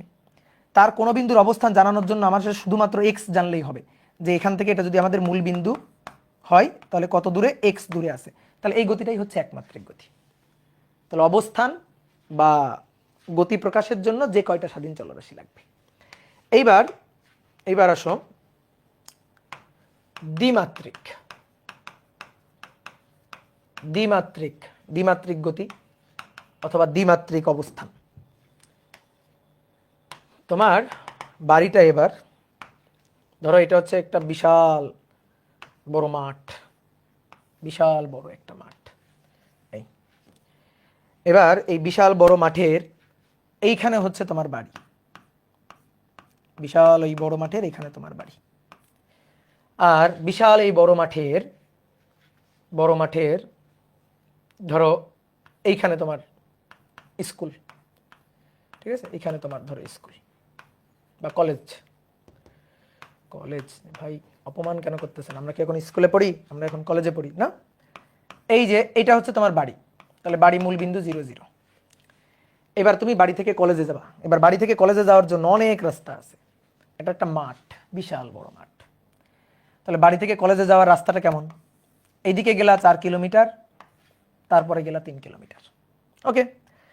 তারপরে তুমি এভাবে যাইতে পারো, তোমার মনে হচ্ছে না আমি সোজা রাস্তায় 4 তারপরে 3 এভাবে না যেয়ে আমি এভাবে যাই, এভাবে যাই, মাঠের এখান থেকে এভাবে রওনা দিয়ে ঘুরে ঘুরে ঘুরে ঘুরে যাইতে পারো। তুমি এখান থেকে রওনা দিয়ে এভাবে এভাবে যাইতে পারো, তাই না? বিভিন্ন পথ কিন্তু তুমি যাইতে পারো। কথা কি বুঝতে পারছো? তুমি বিভিন্ন পথে তুমি ওখানে গিয়ে পৌঁছাইতে পারো। তা এখন ধরো এটা যদি মূল বিন্দু হয়, এইটা হচ্ছে আমার এক্স অক্ষ। এটা যদি মূল বিন্দু হয় তাহলে এইটা হচ্ছে আমার ওয়াই অক্ষ, বুঝছো? ধরো এটা হচ্ছে পূর্ব দিক, হ্যাঁ, এটা হচ্ছে উত্তর দিক, তাহলে পূর্ব দিকের বিপরীতে এদিকে আছে পশ্চিম, এটা উত্তর দিক, তার বিপরীতে এদিকে আছে দক্ষিণ। বোঝা গেছে?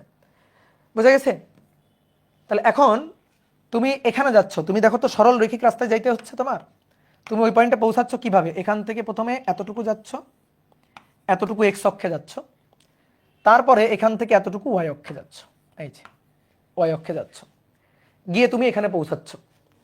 অর্থাৎ ধরো এটা 4 কিলোমিটার, এটা 3 কিলোমিটার। তাহলে তুমি কলেজ আছো, কলেজ কোথায়? কলেজ হচ্ছে 4 3 বিন্দুতে, বুঝছো? কলেজ কোথায়? কলেজ হচ্ছে 4 3 বিন্দুতে। এখন তুমি ধরো তোমার আম্মাকে ফোন করে বললা আমি কলেজে আছি, মানে কলেজের স্থানাঙ্ক তুমি বললা। তো তুমি তোমার আম্মাকে এবার শুধু বললা যে আমি ধরো 4 কিলোমিটার দূরে আছি, 4 কিলোমিটার, শুধু 4 কিলোমিটার। তাহলে এবার তোমার আম্মা তোমার কিন্তু খুঁজে পাবে না, পাবে খুঁজে? তুমি বলছো বাড়ি থেকে 4 কিলোমিটার, 4 কিলোমিটার, দেখো 4 কিলোমিটার এখানে হয়, 4 কিলোমিটার এটা হয়, 4 কিলোমিটার এটা হয়, 4 কিলোমিটার এই বিন্দু হয়, 4 কিলোমিটার এই বিন্দু হয়, 4 কিলোমিটার এই বিন্দু হয়, 4 কিলোমিটার এই বিন্দু হয়। দেখছো 4 কিলোমিটার দূরে বাড়ি থেকে কতগুলো বিন্দু? তাই না? তাহলে অনেকগুলো বিন্দু, তাহলে শুধু 4 কিলোমিটার দিয়ে তোমার খুঁজে পাওয়া সম্ভব না। তাহলে বলো তো কি বললে তোমার খুঁজে পাওয়া সম্ভব? কি বললে তোমার খুঁজে পাওয়া সম্ভব? কি বললে? তুমি তখন বলবা যে 4 কিলোমিটার 3 কিলোমিটার দূরে আছি। তখন তোমার আম্মা বুঝবে যে আচ্ছা এটা মূল বিন্দু, তাহলে এক্স অক্ষ বরাবর 4 কিলোমিটার, তাহলে 4 কিলোমিটার এখান থেকে হেঁটে এখানে আসবে। তারপরে ওয়াই অক্ষ বরাবর, এটা ওয়াই অক্ষ, এই কোণ কিন্তু 90 ডিগ্রি, বুঝছো? দিব্য দৃষ্টি দিয়ে দেখো, জ্ঞান চোখ দিয়ে দেখো, এই কোণ কিন্তু 90 ডিগ্রি। এক্স অক্ষ, এটা ওয়াই অক্ষ, 3D চিত্র আঁকতেছি। তাহলে তোমার আম্মা এখান থেকে 4 কিলোমিটার, দেন এখান থেকে 3 কিলোমিটার যাবে, গিয়ে তোমার স্কুলে বা কলেজে ঢুকবে। তাহলে তোমার অবস্থান প্রকাশের জন্য কয়টা বিন্দু সাহায্য লাগতেছে? 2টা বিন্দু সাহায্য লাগতেছে। তো এইটা হচ্ছে দ্বিমাত্রিক। দ্বিমাত্রিক কিন্তু আর একটা ভাবে প্রকাশ করা যায়, অ্যাঙ্গেল এবং আর, অর্থাৎ পোলার স্থানাঙ্ক, এটা কার্তেশীয় স্থানাঙ্ক, পোলার স্থানাঙ্ক দিয়েও প্রকাশ করা যায়। তুমি তোমার আম্মাকে বলবা যে আমি এক্স অক্ষের সাথে থেটা কোণে আর দূরত্বে আছি। দেখো তোমার আম্মা কিন্তু খুঁজে পাবে এক্স অক্ষের সাথে থেটা কোণে আর দূরত্বে। শুধু আর দূরত্ব বললে কিন্তু খুঁজে পাবে না। আর দূরত্ব, আর দূরত্ব, আর দূরত্ব, অনেক বিন্দু হয়, অনেক অনেক অনেক অনেক বিন্দু হয়। তাহলে 2টা বিন্দু বলতে হবে, 2টা তথ্য দিতে হবে যে থেটা কোণে আর দূরত্বে, ধরো 30 ডিগ্রি কোণে আর দূরত্বে, তাহলে কিন্তু খুঁজে পাবে। তো এটা হচ্ছে আর থেটা আর এক্স ওয়াই, কার্তেশীয় স্থানাঙ্ক, পোলার স্থানাঙ্ক। মাথার মধ্যে ঢুকছে এই জিনিসগুলো কেমনে কাজে লাগে? তাহলে 2টো তথ্য লাগতেছে, 2টো স্বাধীন চলরাশি লাগতেছে গতি প্রকাশের জন্য, 2টা স্বাধীন চলরাশি লাগতেছে। তাহলে এইটা হচ্ছে দ্বিমাত্রিক গতি, অবস্থানটা হচ্ছে দ্বিমাত্রিক। ওকে, এইবার তুমি মনে করো তুমি তো কলেজে উঠছো, তোমার তো এবার পাখা গজাইছে, ওই যে আবুলের মতো। তাহলে এবার ত্রিমাত্রিক বা 3D, এই ব্যাপারটা কেমন? এই ব্যাপারটা খুবই মজার। ত্রিমাত্রিক ব্যাপারটা খুবই মজার। দেখো তুমি,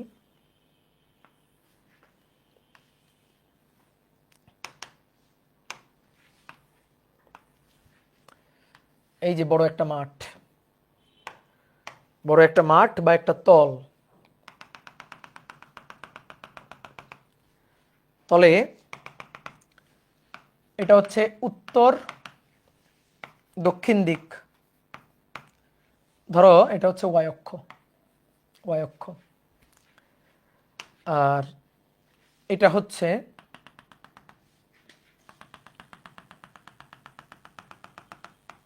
পূর্ব পশ্চিম দিক, ধরো এটা হচ্ছে এক্স অক্ষ। অনেকে আবার এটা ভাবে ভাই উত্তর দক্ষিণ, আমরা তো অনেক সময় পূর্ব পশ্চিম দিই, ভাই কোনো সমস্যা নাই। উত্তরের উত্তরের বিপরীতে দক্ষিণ রাখবা, আর পূর্বের বিপরীতে পশ্চিম রাখবা, কোনো সমস্যা নাই। পূর্ব এদিকেও নিতে পারো, পশ্চিমটাকে এই পাশে রাখতে পারো, কোনো সমস্যা নাই। বুঝতে পারছো?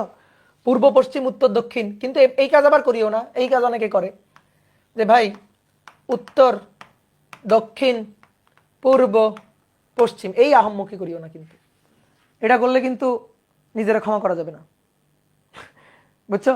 এগুলা করলে কিন্তু নিজেরা ক্ষমা করা যাবে না।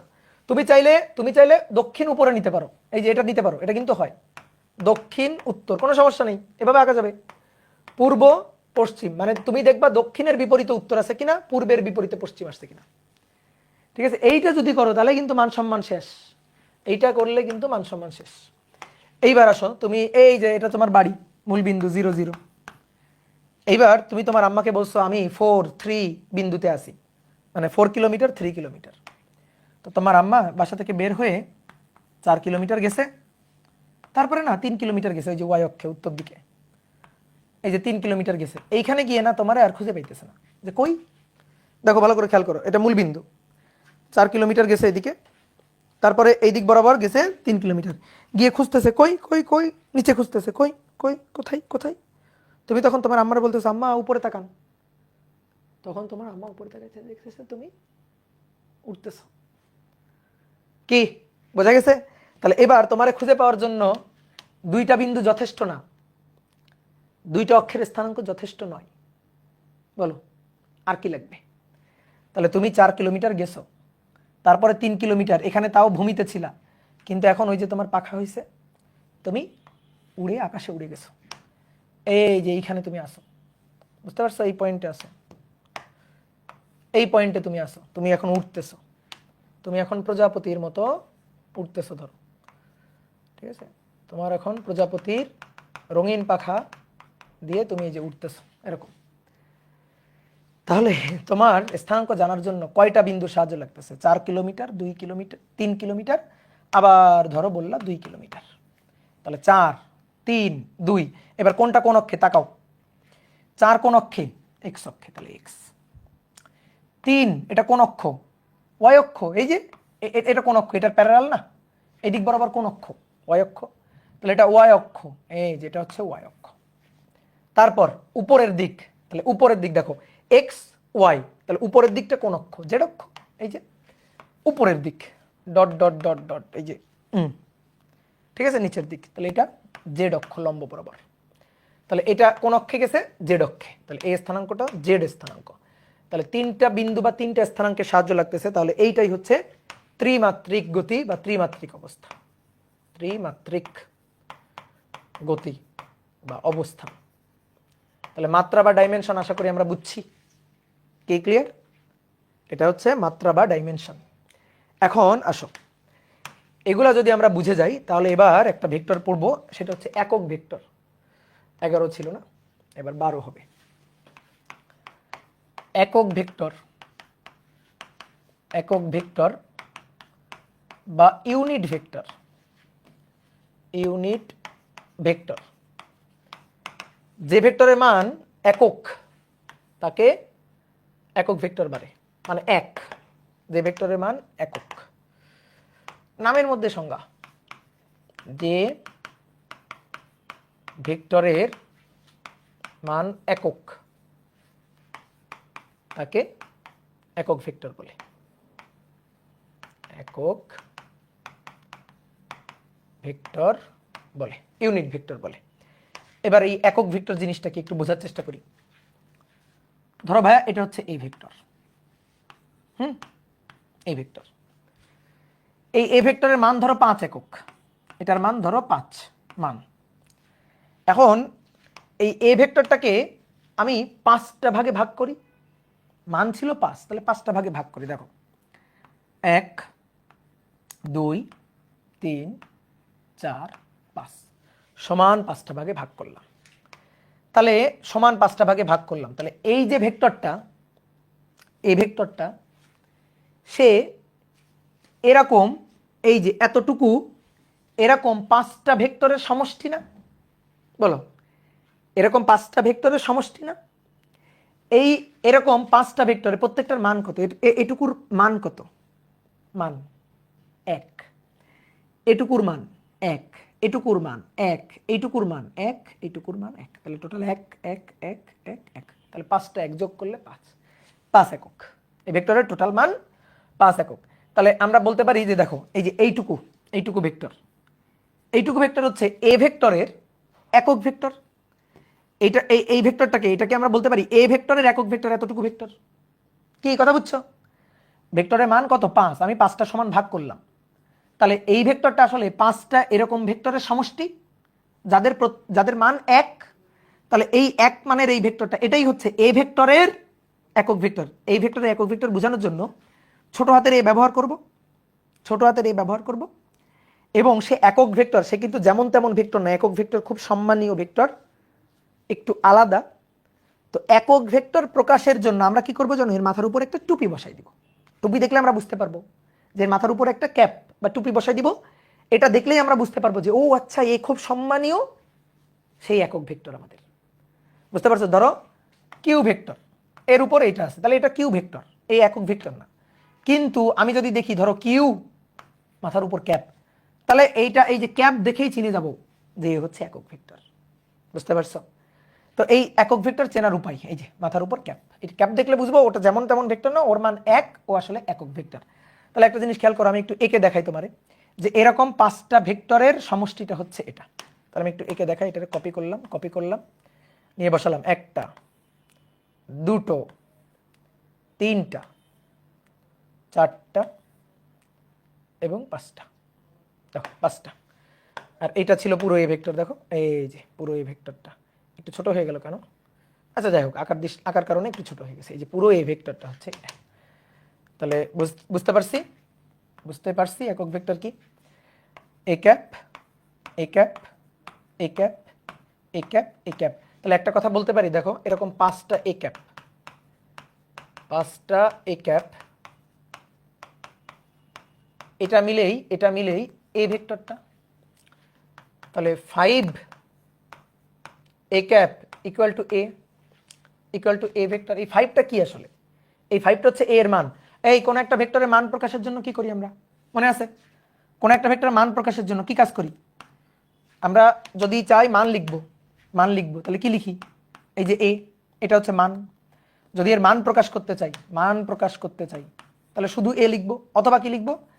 এ লিখে এ ভেক্টর লিখে মডুলাস দিব। বোঝা গেছে? তাহলে এই 5টা কি আসলে? দেখো এই 5 কি আসলে? এই ভেক্টরটার মান। ওকে, গুড, ভেরি গুড। তাহলে এই ভেক্টরের মান এভাবেও লিখতে পারি, আবার এভাবেও লিখতে পারি। আমরা এভাবেই লিখি, এভাবে লিখলে সুন্দর লাগে। A cap equal to A vector. তাহলে একক ভেক্টর এ ক্যাপ এটা equal to A vector divided by A না? এই যে এবার এখান থেকে বলো তো একক ভেক্টর কিভাবে পাওয়া যায়? এই লাইনটার বাংলা তর্জমা করো, তাহলে তুমি একক ভেক্টর কিভাবে পাওয়া যায় বুঝে যাবা। এই লাইনটুকুর বাংলা তর্জমা করো। উপরে কি এ ভেক্টর, তাকে কি দিয়ে ভাগ দিছি? এ ভেক্টরের মান দিয়ে। তাহলে বলো কোন ভেক্টরকে তার মান দিয়ে ভাগ করলে একক ভেক্টর পাওয়া যায়। আমি কোন ভেক্টরে একক ভেক্টর নির্ণয় করতে চাই, ঠিক আছে? কোন ভেক্টরে একক ভেক্টর নির্ণয় করতে চাই। একক ভেক্টর কিভাবে পাওয়া যায়? প্রশ্ন, কিভাবে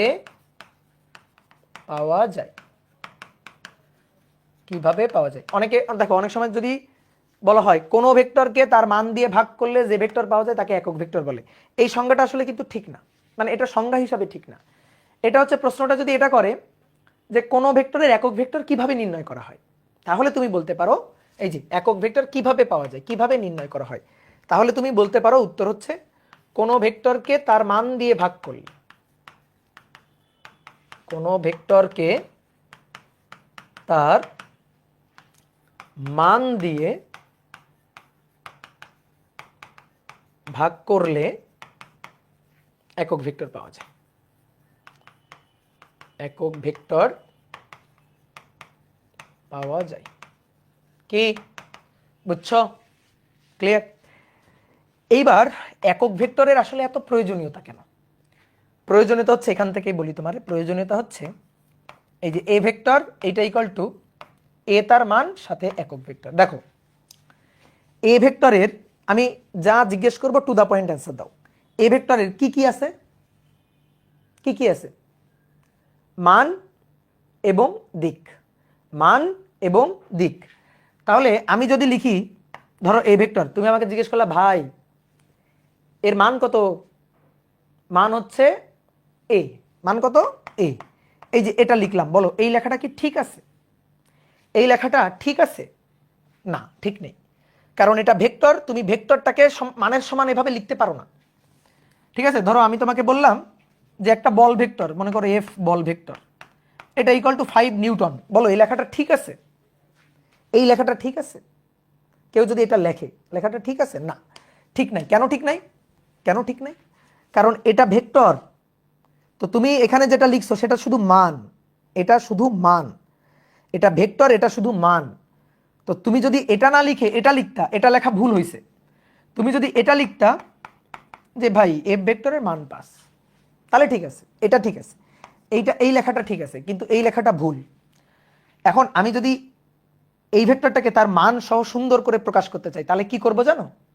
একক ভেক্টর লাগাই দিব। এই যে এটা এফ, এফ ভেক্টর, তাহলে 5, তখন আমি এভাবে লিখবো। এটাকে যদি সঠিক করে লিখতে চাই তাহলে এইভাবে লিখবো, এফ ভেক্টর এটা ইকুয়াল টু 5 এফ ক্যাপ। এইবার সঠিক আছে, 5 এফ ক্যাপ নিউটন। এই যে এইবার কিন্তু সঠিক হয়েছে, বুঝতে পারছো? এবার সঠিক হয়েছে। কি ক্লিয়ার? বুঝা গেছে? আগের বার সঠিক ছিল না, কারণ তুমি এটা শুধু মান লিখছো, দিক কোথায়? তাহলে এবার কি হলো? মান হচ্ছে 5 আর এই এফ ক্যাপ এটা হচ্ছে দিক, এটা হচ্ছে দিক। তোমার আরেকটু সুন্দর বুঝাই দিই। এটা ধরো ওয়াই অক্ষ, এটা ধরো এক্স অক্ষ। এক্স অক্ষ বরাবর একক ভেক্টর আই ক্যাপ ধরো ধরলাম, এক্স অক্ষ বরাবর একক ভেক্টর কি আই ক্যাপ।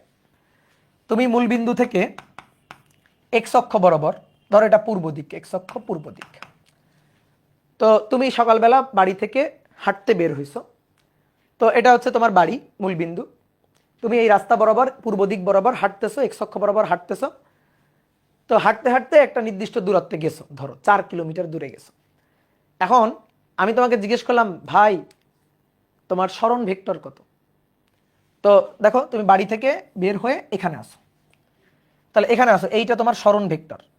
আমি তোমার জিজ্ঞেস করলাম তোমার সরণ ভেক্টর কত, তুমি আমার ফোনে বললা যে আমার সরণ ভেক্টর 5 কিলোমিটার, বা লিখে দিলা এটা সরণ ভেক্টর 5 কিলোমিটার, তাহলে তো ভাই হইল না। সরণ সে তো ভেক্টর রাশি, এই 5 দিয়ে, এই 5 কিলোমিটার দিয়ে আমি তোমার মানটুকু বুঝলাম, কিন্তু দিক তো বুঝতে পারলাম না। ভেক্টর রাশিকে প্রকাশের জন্য মানের সাথে দিকও দরকার। আমি এটা দিয়ে শুধু তোমার মানটুকু বুঝতে পারতেছি যে তোমার সরণের মান 5 কিলোমিটার, কিন্তু আমি তো জানি না তুমি এক্স অক্ষে গেছো না ওয়াই অক্ষে গেছো, না এক্স অক্ষ ওয়াই অক্ষের মাঝামাঝি গেছো, কোন দিকে গেছো এটা তো আমি বুঝতে পারতেছি না। পারতেছি? তাহলে এভাবে যদি আমি লিখি তাহলে কি প্রকাশটা সঠিক হলো না? তাহলে সঠিকভাবে প্রকাশ করে আমি কিভাবে লিখতে পারি বলো, তুমিই বলবা, তোমরা এখানে লিখবা, বলো কি লিখবো, কি লিখবো, সরণ ভেক্টরটাকে কি লিখবো?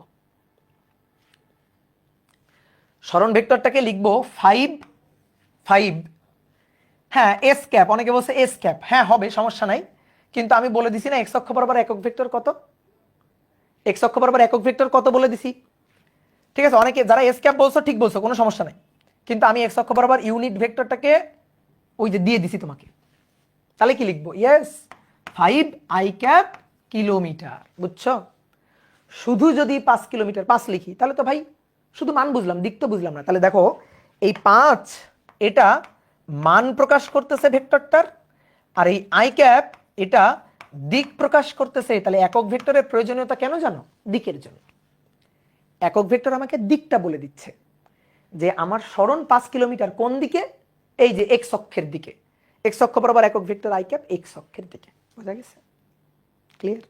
তাহলে এই যে A equal to A vector equal to A into A cap, তার মানে এটা তো ভেক্টর, এটা হচ্ছে এ ভেক্টর, এ ভেক্টর, তাহলে এই ভেক্টরটা প্রকাশ, এই এটা প্রকাশ করতেছে তার মান, আর এই এ ক্যাপটা প্রকাশ করতেছে ভেক্টরের দিক।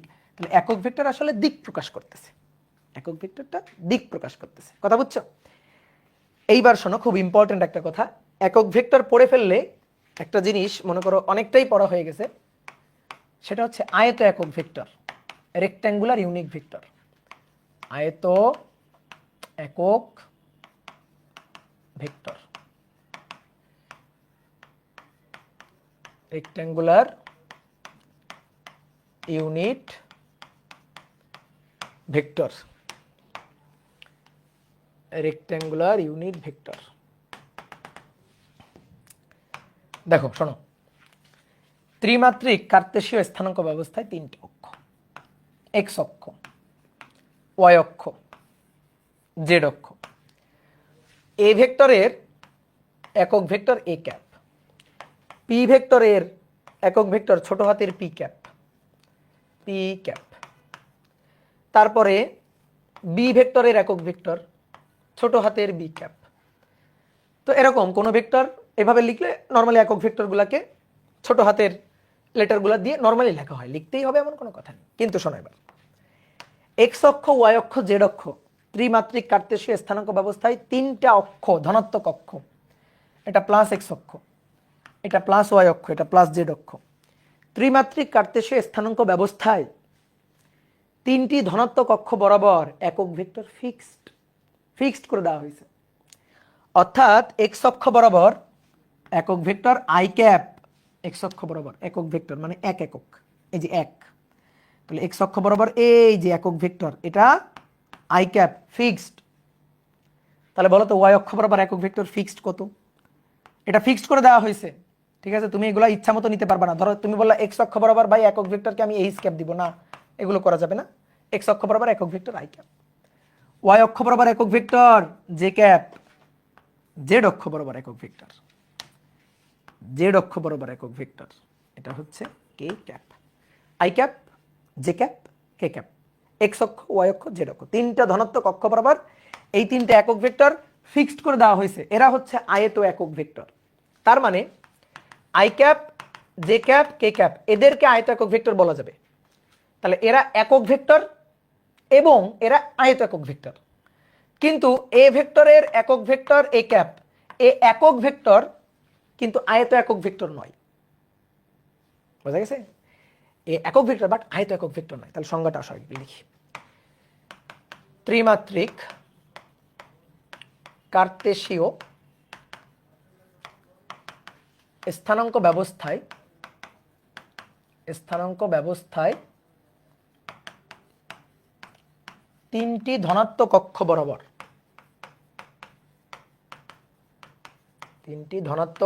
বরাবর, যে তিনটি একক ভেক্টর বিবেচনা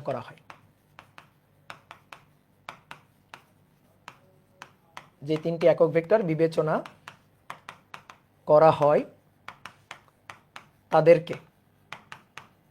তাদেরকে আয়ত একক ভেক্টর বলে। আয়ত একক ভেক্টর বলে। এটা হচ্ছে আয়ত একক ভেক্টরের সংজ্ঞা। এবার এক্স অক্ষ বরাবর আয়ত একক ভেক্টর আই ক্যাপ,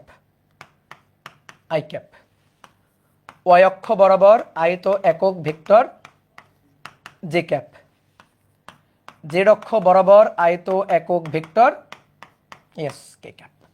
ঠিক আছে? এই ভেক্টরের এর একক ভেক্টর এ ক্যাপ। তাহলে এটা একক ভেক্টর কিন্তু আয়ত একক নয়। একক ভেক্টর ঠিক আছে, বাট এটাকে যদি আমি বলি আয়ত একক ভেক্টর, এটাকে যদি আমি বলি তাহলে এটা কিন্তু ভুল। এটাকে আয়ত একক ভেক্টর বলা যাবে না। এটা একক ভেক্টর বাট নট আয়ত একক ভেক্টর। ঠিক আছে? এবার এই আয়ত একক ভেক্টর এগুলার প্রয়োজন কি? এই তো এগুলারই তো অনেক প্রয়োজন। আয়ত একক ভেক্টর দিয়েই তো এখন খেলা। ধরো এই যে এটা ধরো ত্রিমাত্রিক না দিয়ে ধরো আমরা দ্বিমাত্রিক বললাম, এক্স অক্ষ আর ওয়াই অক্ষ। ধরো এটা পূর্ব দিক, হ্যাঁ পূর্ব দিক, তাহলে বুঝতে পারতেছো পশ্চিম দিকে। এটা উত্তর দিক, তাহলে আশা করি বুঝতে পারতেছো নিচের দিকটা দক্ষিণ দিক। এই যে এটা তোমার বাড়ি, মূল বিন্দু 0 0। এইখান থেকে তুমি বের হয়ে হাঁটি করে এখানে পৌঁছাইছো, দেন পা করে এখানে পৌঁছাইছো, দেন এখানে গেছো এই পয়েন্টে। তাহলে তোমার শুরুর বিন্দু এটা, আর তুমি গেছো এখানে। এটা 4 কিলোমিটার, এটা ধরো 3 কিলোমিটার। ঠিক আছে? 4 কিলোমিটার, 3 কিলোমিটার। খুব ভালো করে খেয়াল করো। তোমার সরণ কত হলো? সরণ 4 আর 3 7। সরণ কত? 4 + 3 7। ঠিক আছে? 7 কিলোমিটার। ঠিক আছে?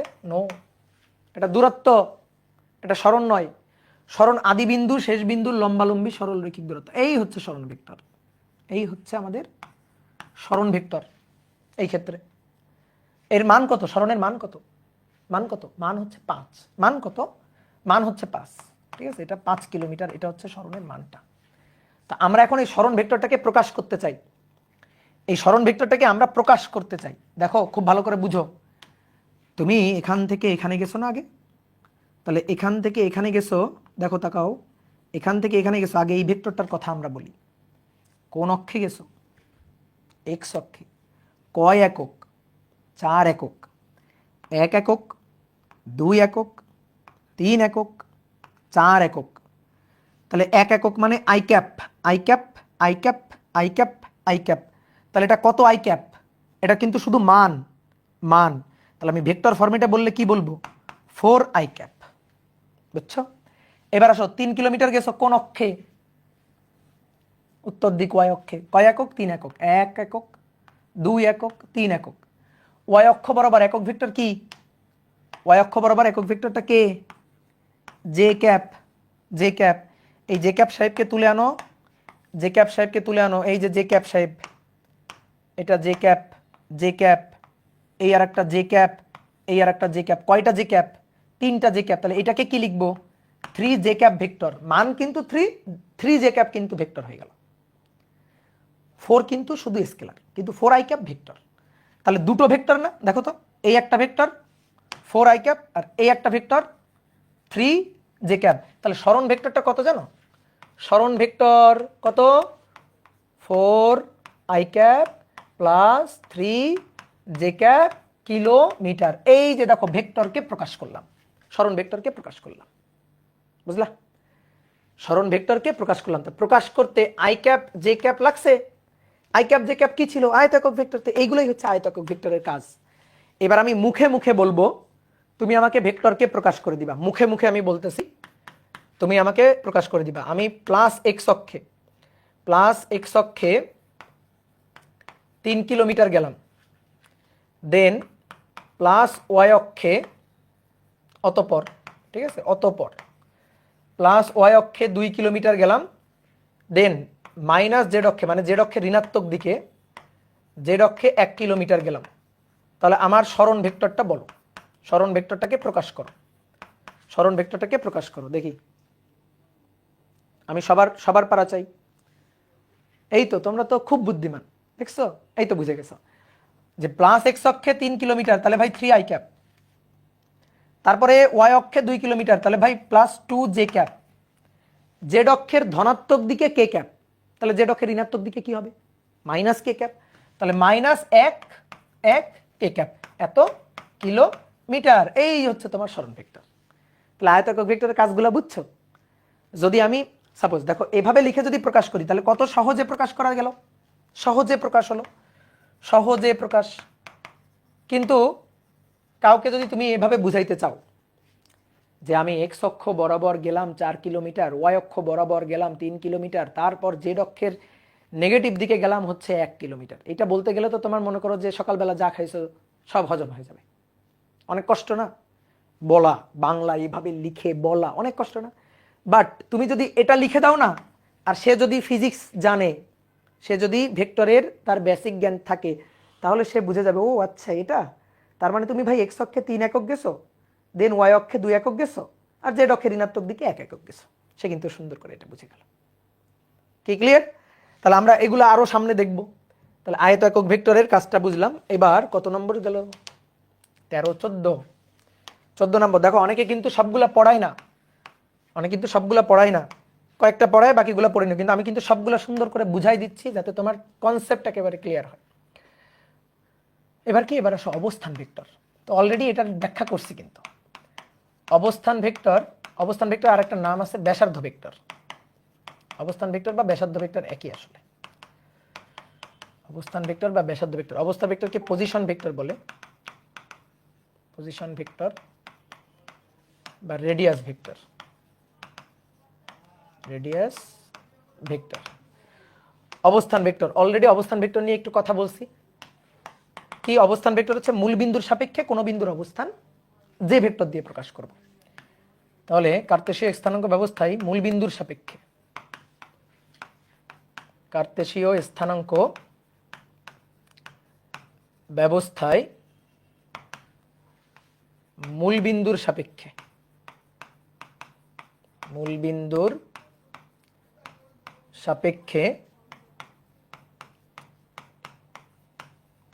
কোন বিন্দুর অবস্থান, মূল বিন্দুর সাপেক্ষে কোন বিন্দুর অবস্থান যে ভেক্টরের সাহায্যে প্রকাশ করা হয়, যে ভেক্টরের সাহায্যে প্রকাশ করা হয়, যে ভেক্টরের সাহায্যে প্রকাশ করা হয়। তো আমি দুইটা চিত্র এঁকে দেখাই দিচ্ছি, ত্রিমাত্রিক, দ্বিমাত্রিক। তো প্রথমে আসো দ্বিমাত্রিক। দ্বিমাত্রিক মানে এক্স আর ওয়াই, এক্স আর ওয়াই অক্ষ। এটা মূল বিন্দু 0, 0, তাহলে মূল বিন্দু 0, 0, এটা হচ্ছে ধরো পি বিন্দু, আমরা পি বিন্দুর অবস্থান প্রকাশ করতে চাই। তো পি বিন্দুর স্থানাঙ্ক 4, 3 এরকম, তো 4x 3y, তার মানে এক্স ওয়াই, পি বিন্দুর স্থানাঙ্ক কত, এক্স ওয়াই। তাহলে মূল বিন্দুর সাপেক্ষে পি বিন্দুর অবস্থান আমরা যে ভেক্টরের সাহায্যে প্রকাশ করব, মূল বিন্দুর সাপেক্ষে পি বিন্দুর অবস্থান, তাহলে মূল বিন্দু থেকে পি বিন্দুর দিকে, এই যে যে ভেক্টর দিয়ে প্রকাশ করা হবে সেটাই হচ্ছে পি বিন্দুর অবস্থান ভেক্টর। তো ধরো এটাকে আর দিয়ে প্রকাশ করলাম, এই যে এটাই হচ্ছে আরই হচ্ছে পি বিন্দুর অবস্থান ভেক্টর। তাহলে মূল বিন্দুর সাপেক্ষে ও 0 0 এর সাপেক্ষে পি এক্স ওয়াই বিন্দুর অবস্থান ভেক্টর, বিন্দুর অবস্থান ভেক্টর ওপি বা আর ইকুয়াল টু, সবাই তাকাও, বলো কি লিখবো, বলো শিখছো তুমি, এতক্ষণ শিখাইছি তোমারে, বলো কি লিখবো, বলো এবার এক্স এক্স অক্ষে একক ভেক্টর, ওয়াই অক্ষে একক ভেক্টর দিয়ে বলো এবার কি বলবো, বলো X I cap then Y J cap. ভাই বিন্দু কত, বিন্দু এক্স ওয়াই, এক্স এর সাথে আই লাগাই দিবা, ওয়াই এর সাথে জে লাগাই দিবা, এর চেয়ে সহজ জিনিস হয় এক্স এর সাথে আই ক্যাপ, ওয়াই এর সাথে জে ক্যাপ, এই হচ্ছে অবস্থান ভেক্টর, পি বিন্দুর অবস্থান ভেক্টর। দেখছো কত সহজ জিনিস। ঠিক আছে, অবস্থান ভেক্টরকে রেডিয়াস ভেক্টরও বলে, রেডিয়াস ভেক্টরও বলে। এই যে অলরেডি একে দেখাইছি, ধরো এটা হচ্ছে অক্ষ, কোন একটা বস্তু ধরো এভাবে ঘোরা হচ্ছে, এভাবে ঘুরতেছে, তাহলে এই অক্ষের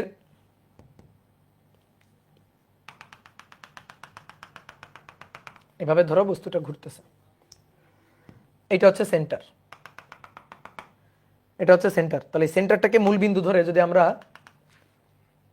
সেন্টারটাকে মূল বিন্দু ধরে যদি এই বিন্দুর অবস্থান প্রকাশ করি, তাহলে এখান থেকে এটা, তাহলে সেন্টারের সাপেক্ষে, যে নির্দিষ্ট বিন্দুর সাপেক্ষে, এখানে সাপেক্ষকে সেন্টার, ঠিক আছে, সেন্টারের সাপেক্ষে, তাহলে এটা হচ্ছে রেডিয়াস ভেক্টর আর। তাহলে এটাকে তখন বলবো ব্যাসার্ধ ভেক্টর, ব্যাসার্ধ ভেক্টর, ব্যাসার্ধ ভেক্টর, ঠিক আছে, আর ভেক্টর। ক্লিয়ার, ডান। এবার আর দুটো সংজ্ঞা, দুটো সংজ্ঞা, সরি তিনটা। এবার এবার যেটা সেটা হচ্ছে অনেকগুলো স্টার চিহ্ন দাও, বিপ্রতীপ ভেক্টর, বিপ্রতীপ, বিপ্রতীপ বা আরেকটা নাম আছে ব্যতিহার, বিপ্রতীপ বা ব্যতিহার ভেক্টর, রিসিপ্রোকাল, ঠিক আছে, রিসিপ্রোকাল ভেক্টর, বিপ্রতীপ বা ব্যতিহার ভেক্টর। এবার এটা আবার কি জিনিস দেখো, বিপ্রতীপ, নট নট বিপরীত, বিপরীত, বিপরীত নয়, নট বিপরীত, বিপরীত বলা যাবে না, বিপরীত না, কি বিপ্রতীপ মানে কি, মানে হচ্ছে দেখো দেখি তোমাদের জিজ্ঞেস করি, 5-এর বিপরীত বলো তো দেখি, বলো বলো বলো বলো, 5-এর বিপরীত, 5-এর বিপরীত হয় -5, আবার 5-এর বিপরীত হয় 1/5, এইটারে বলা হয় যোগাত্মক বিপরীত, আর এইটারে বলা হয় গুণাত্মক বিপরীত। ঠিক আছে, অনেকে আবার বলতে ভাই এটা কেমন কথা, এটা তো বিয়োগাত্মক বিপরীত, এটা তো ভাগাত্মক বিপরীত। শোনো, বিয়োগ ভাগ বলে কিছু নাই, বিয়োগ ভাগ বলে কিছু নাই, আসলে সবই যোগ এবং সবই গুণ। কেমনে, ধরো আমি তোমার বললাম 10-কে 10-এর সাথে 2 যোগ করো, তার মানে 10 যোগ 2 12। এবার তুমি বললো ভাই 10-এর সাথে 2 বিয়োগ করো, না, 10-এর সাথে 2 বিয়োগ করা মানে -2 যোগ করা, বুঝছো, 10 থেকে 2 বিয়োগ করা মানে -2 যোগ করা 8। তাহলে আমি আসলে কি করলাম, যোগ করলাম, যোগই করলাম, তাহলে দুনিয়াতে সব আসলে যোগ। 10-কে 2 দিয়ে ভাগ করো, যে ভাই ভাগফল 5, হ্যাঁ, আমি বললাম না, আমি এই কথা মানতে চাই না, আমি বলবো 10-কে হাফ দিয়ে গুণ করো তো 5। তাহলে সকল বিয়োগই যোগ আসলে, এবং সকল ভাগই আসলে গুণ। তো এই কারণে যোগাত্মক এবং গুণাত্মক, তো এটা যোগাত্মক বিপরীত, এটা গুণাত্মক বিপরীত, ভাগাত্মক বিল না আবার, যোগাত্মক গুণাত্মক।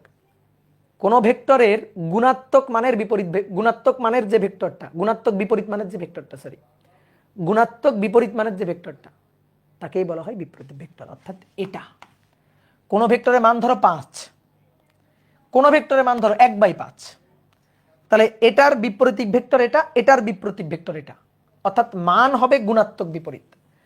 তাহলে কোন ভেক্টরের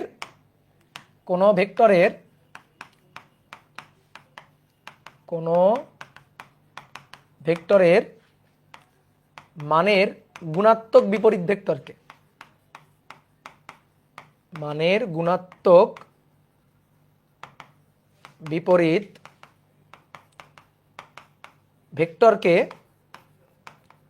বিপ্রতীপ ভেক্টর বলে। বলো বুঝছো কিনা? কোন ভেক্টরের মানের গুণাত্মক বিপরীত ভেক্টরকে বিপ্রতীপ ভেক্টর বলে। যেমন ধরো একটা ভেক্টর এ, তাহলে এ ইকুয়াল টু ধরো 5 a ক্যাপ, তাহলে এর বিপ্রতীপ ভেক্টর তাহলে এর বিপ্রতীপ ভেক্টর বলো তো কি হবে? এর বিপ্রতীপ ভেক্টরটা এস 1/5 a ক্যাপ। আচ্ছা বলো তো কোন ভেক্টরের বিপ্রতীপ ভেক্টরের মান কি চেঞ্জ হয়ে যায় নাকি? মান কি চেঞ্জ হয়ে যায়? মান চেঞ্জ হয় কি হয় না ভেবে বলো। ইয়েস অফকোর্স মান চেঞ্জ হয়, এটা 5 এটা 1/5, বিপ্রতীপ ভেক্টরের মান তো চেঞ্জ হয়। দিক চেঞ্জ হয় কিনা?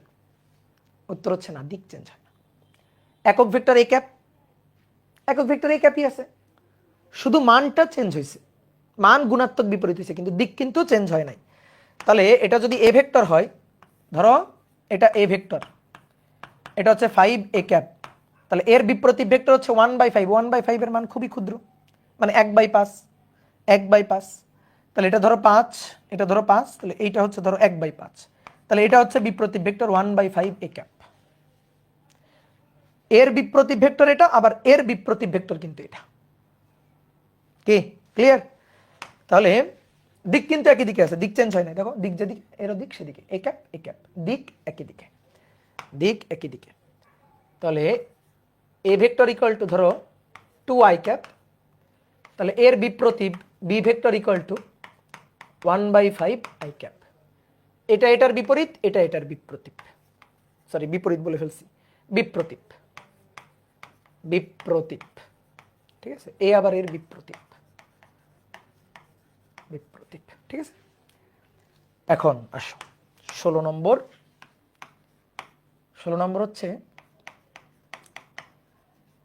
পোলার ভেক্টর। 16 নম্বর হচ্ছে পোলার ভেক্টর।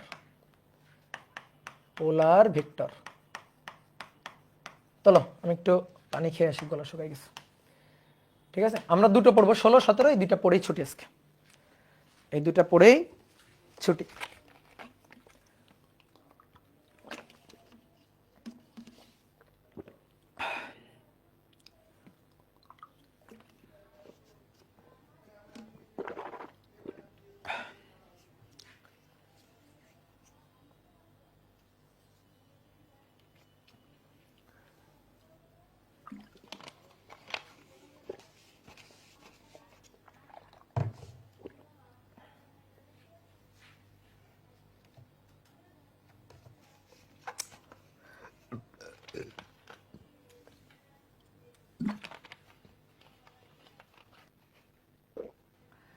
আবরার কিষান, তুমি একটু ক্যামেরা বন্ধ করে দাও।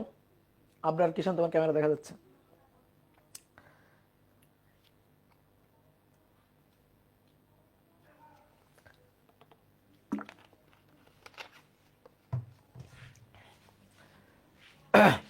এবার আসো, কি বলছিলাম? পোলার ভেক্টর হচ্ছে বস্তুর ঘূর্ণন গতির সাথে জড়িত নাই, ঘূর্ণনের সাথে জড়িত নাই, এরকম যে ভেক্টরগুলা, সেইগুলা হচ্ছে পোলার ভেক্টর। এর একটা উল্টাটা আছে। উল্টা কি? উল্টা হচ্ছে এক্সিয়াল ভেক্টর বা অক্ষীয় ভেক্টর। তাহলে যে সকল ভেক্টর বস্তুর ঘূর্ণনের সাথে জড়িত, ঘূর্ণন গতির সাথে জড়িত, তুমি তো 9, 10-এ শুধুমাত্র সরল রৈখিক গতি পড়ে আসছো। একটা বস্তু বৃত্তার পথে ঘুরতেও পারে না, এটা হচ্ছে ঘূর্ণন গতি, বৃত্তাকার গতি, কৌণিক গতি, সহজ কথা কৌণিক গতি। তাহলে যে সকল ভেক্টর কৌণিক গতির সাথে জড়িত, ঘূর্ণনের সাথে জড়িত, তাদেরকে বলা হবে হচ্ছে অক্ষীয় ভেক্টর। আর জড়িত না যারা, তারা হচ্ছে পোলার ভেক্টর। তাহলে যে সকল ভেক্টর বস্তুর ঘূর্ণনের সাথে জড়িত নয়, ঘূর্ণনের সাথে জড়িত নয়, তাদেরকে পোলার ভেক্টর বলে, তাদেরকে পোলার ভেক্টর বলে।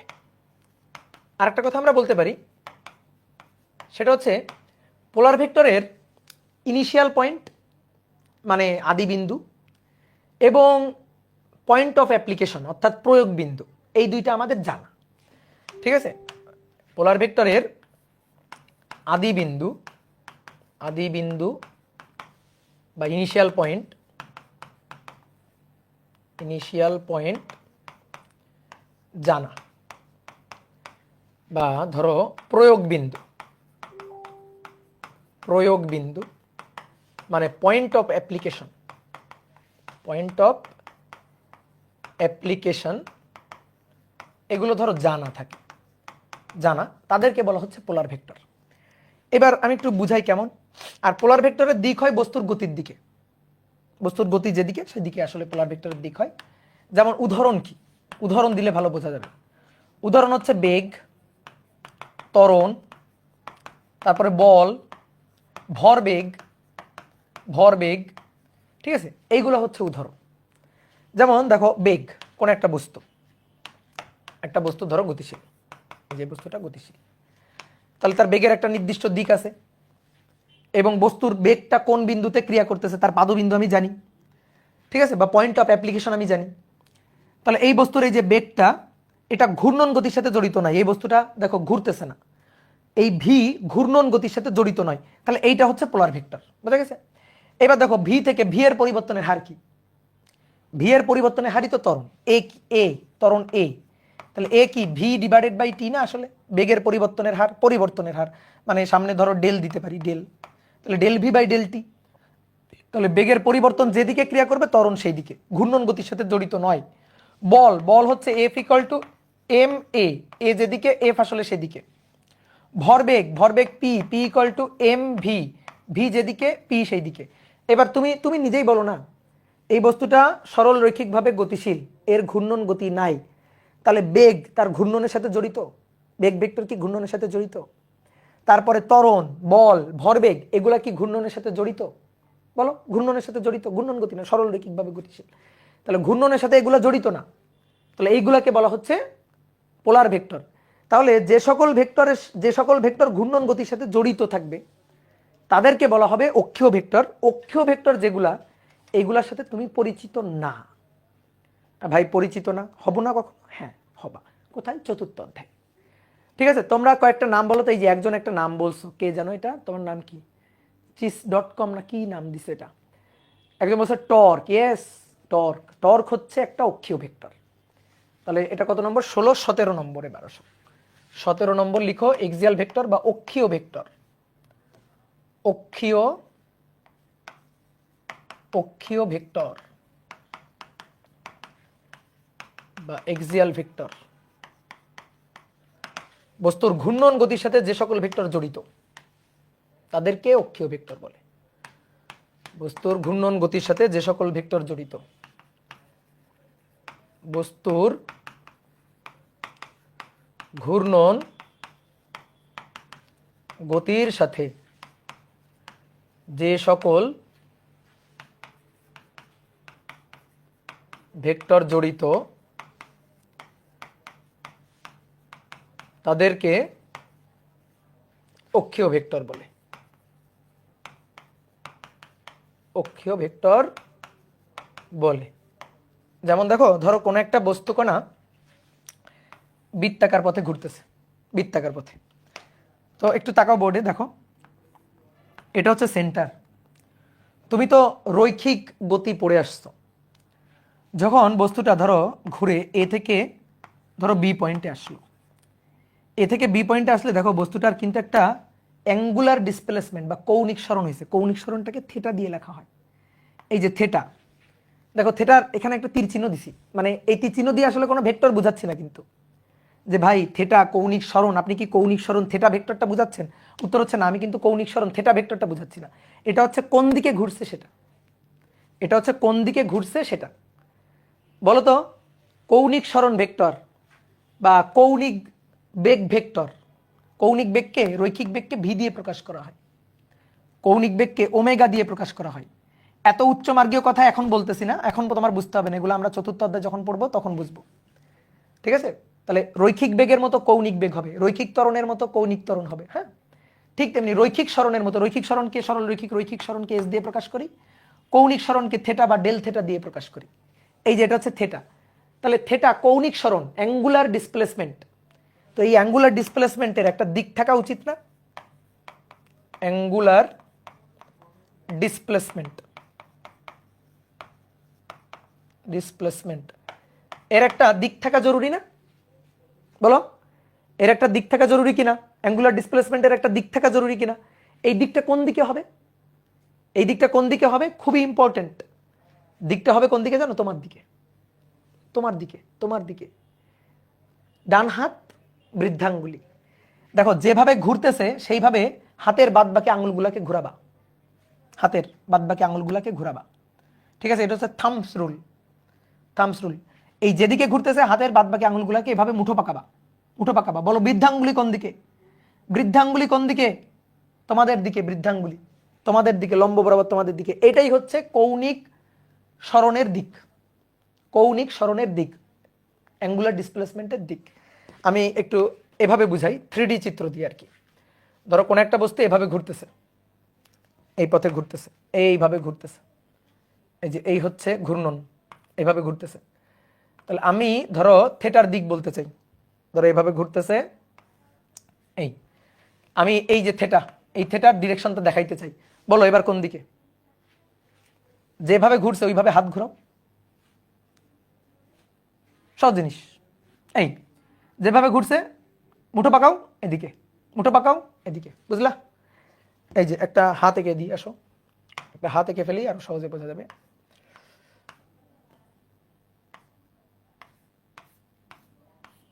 এই যে, এই যে কোন দিকে? উপরের দিকে। এই যে এটাই হচ্ছে কৌণিক দিক। ঠিক আছে?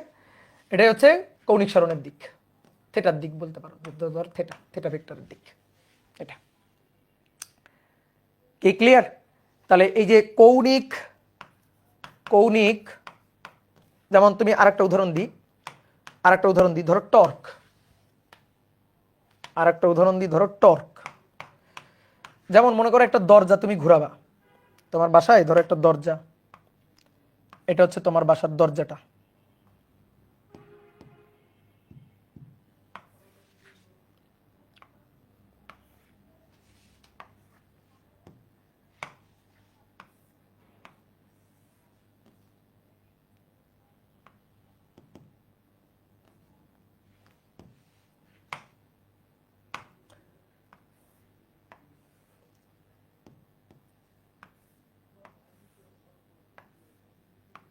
এটা হচ্ছে তোমার ঘরের, তোমার বাসার দরজা।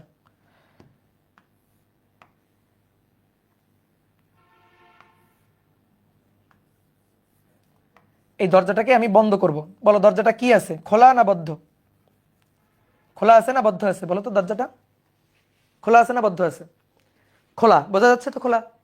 দরজাটা বন্ধ করব, বন্ধ করতে গেলে কি করব? এইভাবে ধাক্কা দিব না? এই হাতল ধরে ধাক্কা দিব না? ধাক্কা দিলে দরজাটা এইভাবে ঘুরে যাবে না? দেখো এইভাবে ঘুরে যাবে না দরজাটা? দরজাটা যদি এইভাবে ঘুরে যায়, এইভাবে ঘুরে যায়, তাহলে টর্ক কোন দিকে? টর্ক, টর্ক, টর্কের দিক, টর্ক একটা ভেক্টর রাশি, টর্ক, টর্কের দিকটা কোন দিকে? এই যে তীর চিহ্ন অনুযায়ী মুঠো পাকাও, কোন দিকে? উপরের দিকে। তাহলে এই যে টর্ক হচ্ছে উপরের দিকে। এর কোনো সুনির্দিষ্ট পাদবিন্দু নেই কিন্তু। টর্কে তুমি এখানেও দেখাইতে পারো, টর্কে এখানেও দেখাইতে পারো, টর্কে এখানেও দেখাইতে পারো, সুনির্দিষ্ট পাদবিন্দু নেই কিন্তু। তাহলে এটা হচ্ছে টর্ক ভেক্টর। টর্কে হচ্ছে টি এর মাথাটা একটু বাঁকায় লেখা হয়, এগুলো আমরা চতুর্থ অধ্যায়ে পড়বো, ভয় পাওয়ার কিছু নেই, এগুলো আমরা চতুর্থ অধ্যায়ে পড়বো। তাহলে এই যে টর্ক, কৌণিক সরণ, কৌণিক বেগ, এগুলা হচ্ছে অক্ষীয় ভেক্টর। তাহলে টর্ক, উদাহরণ, উদাহরণ টর্ক, কৌণিক বেগ, কৌণিক ত্বরণ, কৌণিক সরণ, কৌণিক বেগ, কৌণিক ত্বরণ, কৌণিক সরণ, এগুলো সব হচ্ছে অক্ষীয় ভেক্টর। তাহলে এই হচ্ছে ভেক্টরের সংজ্ঞা। তো এগুলো যদি পড়ো তুমি এখান থেকে ভেক্টর অধ্যায় থেকে 1 মার্কের যে কোশ্চেন আসবে তুমি পারবা। ঠিক আছে, এইবার আজকে তোমাদের ক্লাস টেস্ট। এখন একটা টেস্ট হবে। আমি এখানে একটা ভেক্টর লিখতেছি, A vector A equal to 5 i cap A equal to 5 i cap newton, বা ধরো শুধু 5 i ক্যাপ। এর জন্য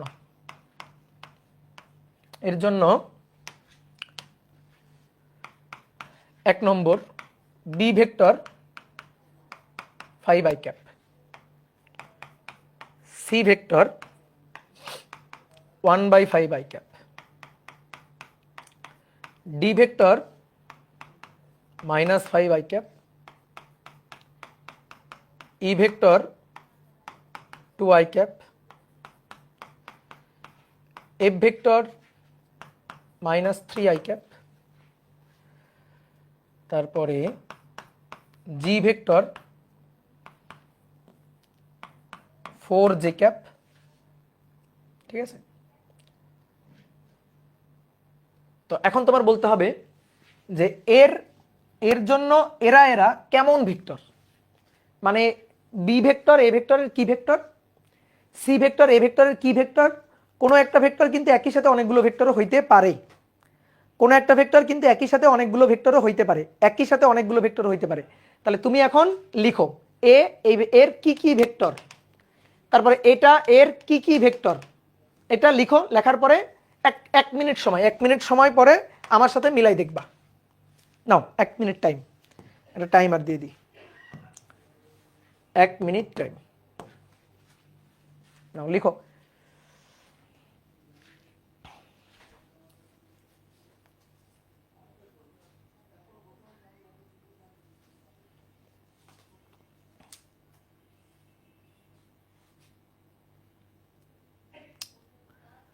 সাউন্ড হচ্ছে না? সাউন্ড হচ্ছে, সাউন্ড নিয়ে কোনো প্রবলেম নাই, সাউন্ড তো ঠিকই দেখতে পাচ্ছি,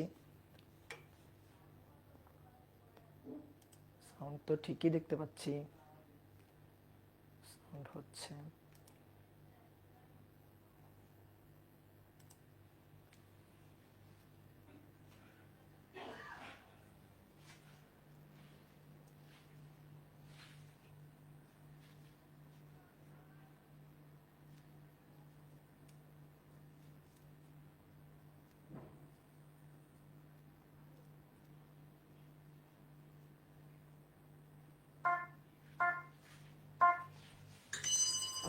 ওকে, আসো দেখো এবার আমি লিখতেছি, তুমি যাচাই করো। নাও, মান কত? 5 মান সেম, i ক্যাপ দিকও সেম, প্লাস i ক্যাপ। তাহলে এই হচ্ছে সমান ভেক্টর। i ক্যাপ তাহলে তো সদৃশ, হ্যাঁ সদৃশ। এবার 1/5 i ক্যাপ, মান গুণাত্মক বিপরীত, তাহলে এটা তো বিপ্রতীপ বা ব্যতিহার। আচ্ছা, i cap plus i cap, তাহলে তো একই দিকে হলে তো সদৃশ, হ্যাঁ বুঝতে পারছি। 5 i ক্যাপ মান সেম 5 কিন্তু i cap minus i cap, okay. বিপরীত, মান সমান, দিক বিপরীত। এবার কথা হচ্ছে এটা plus i cap minus i cap, দিক বিপরীত। তাহলে দিক বিপরীত হলে তো বিসদৃশ, হ্যাঁ দিক বিপরীত হলে বিসদৃশ। 2 i ক্যাপ মান সমান না, তাহলে এরা কি সমান বলা যাবে? সমান যদি বলি হবে না, সমান তো না। কিন্তু i cap plus i cap তার মানে সদৃশ, এই যেটা হচ্ছে সদৃশ। তারপরে -3 i ক্যাপ, আচ্ছা -3 i ক্যাপ, তাহলে -3 i ক্যাপ যদি হয়, -3 i ক্যাপ, এটার মান 5, এটার মান 3, মান বিপরীত মানে মান আলাদা। i cap minus i cap, আচ্ছা তাহলে তো বিসদৃশ, তাহলে এটা শুধুমাত্র বিসদৃশ। এটা 4 j ক্যাপ, এটা i ক্যাপ এটা j ক্যাপ, i ক্যাপের সাথে j ক্যাপ লম্ব, তাহলে এটা সদৃশও না সমানও না। আমরা যতগুলো ভেক্টর পড়ছি তার মধ্যে আসলে কোনোটাই না। কি বুঝছো? এর সাথে যদি আমি বলি i ক্যাপের সাথে j ক্যাপ কেমন, এটাকে তুমি লম্ব বলতে পারো, লম্ব ভেক্টর বলতে পারো। কি ক্লিয়ার? এইবার সবগুলো এই যে কটা সবগুলো দেখো, i cap I cap x অক্ষের দিকে, আই ক্যাপ এক্স অক্ষের দিকে, আর মাইনাস আই ক্যাপ এক্স অক্ষের বিপরীত দিকে। সমান্তরাল তো নাকি? সমান্তরাল না? তাহলে সবগুলা সমান্তরাল বা সমরেখ। এই সবগুলা, এটা বাদ দিয়ে, এটা কিন্তু জে ক্যাপ, এটা বাদ দিয়ে, এটা লম্ব। এই যে জে ক্যাপ এদিকে আর আই ক্যাপ এদিকে, এরা পরস্পর লম্ব 90 ডিগ্রি। কিন্তু বাদ বাকি এই যে সবগুলো I cap minus I cap, I cap minus I cap, তাহলে এগুলা সমান্তরাল বা সমরেখ। বুঝতে পারছো? সমান্তরাল বা সমরেখ। ক্লিয়ার? বলো ক্লিয়ার? সবার ক্লিয়ার? ঠিক আছে। এবার বলো দেখি, দেখি তোমাদের কেমন বুদ্ধি। 4i cap plus 3j cap এর বিপরীত ভেক্টর কোনটি? বিপরীত ভেক্টর কোনটি? এর বিপরীত ভেক্টরটা খুঁজে বের করো তো। করো করো করো দেখি, এর বিপরীত ভেক্টরটা খুঁজে বের করো দেখি তোমাদের কেমন বুদ্ধি। 4i cap 3j cap,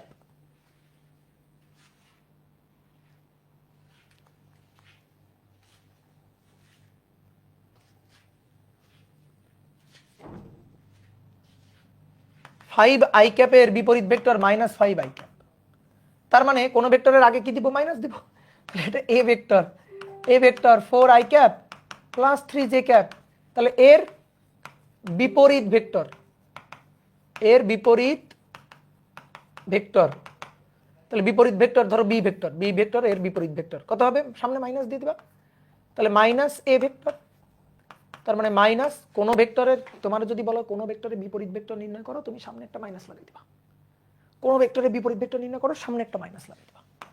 4i cap plus 3j cap, এটাও রেখে দিতে পারো, আবার ভেঙে এইভাবেও লিখতে পারো, -4i cap minus 3j cap. কি বোঝা গেছে? ক্লিয়ার? এবার তোমাদের একটা চিন্তা করার কোশ্চেন দিই, চিন্তা করবে। এটার উত্তর আজকে দিব না, চিন্তা করবে। এ vector equal two 4i cap plus 3j cap. Public গ্রুপে কমেন্ট, মানে এটার অ্যান্সার দিবা, দেখবো আমি কে কে পারো। ঠিক আছে? পাবলিক গ্রুপে বা মানে ই গ্রুপে, তোমাদের 27 ব্যাচের গ্রুপে, যেখানে পারো দিবা। এর ব্যতিহার ভেক্টর, ব্যতিহার ভেক্টরটি নির্ণয় করো, ব্যতিহার ভেক্টরটি নির্ণয় করো। দেখি কে কে পারে। যে যে পারবে তাকে তাকে আমি একটা চকলেট দিব। ঠিক আছে? যে যে পারবে তাকে তাকে একটা চকলেট দিব। এর ব্যতিহার ভেক্টর, ব্যতিহার ভেক্টর আন্দাজে বলিও না, এত সহজ জিনিস দিই নাই, আন্দাজে বলিও না। ব্যতিহার ভেক্টর বের করবা। ঠিক আছে? এর ব্যতিহার ভেক্টরটা বের করবা। বলো। অনেকে বলতেছে যে ভাই এর মান কত? মান তো 5, তাহলে 1/5। ঠিক আছে, 1/5 হবে।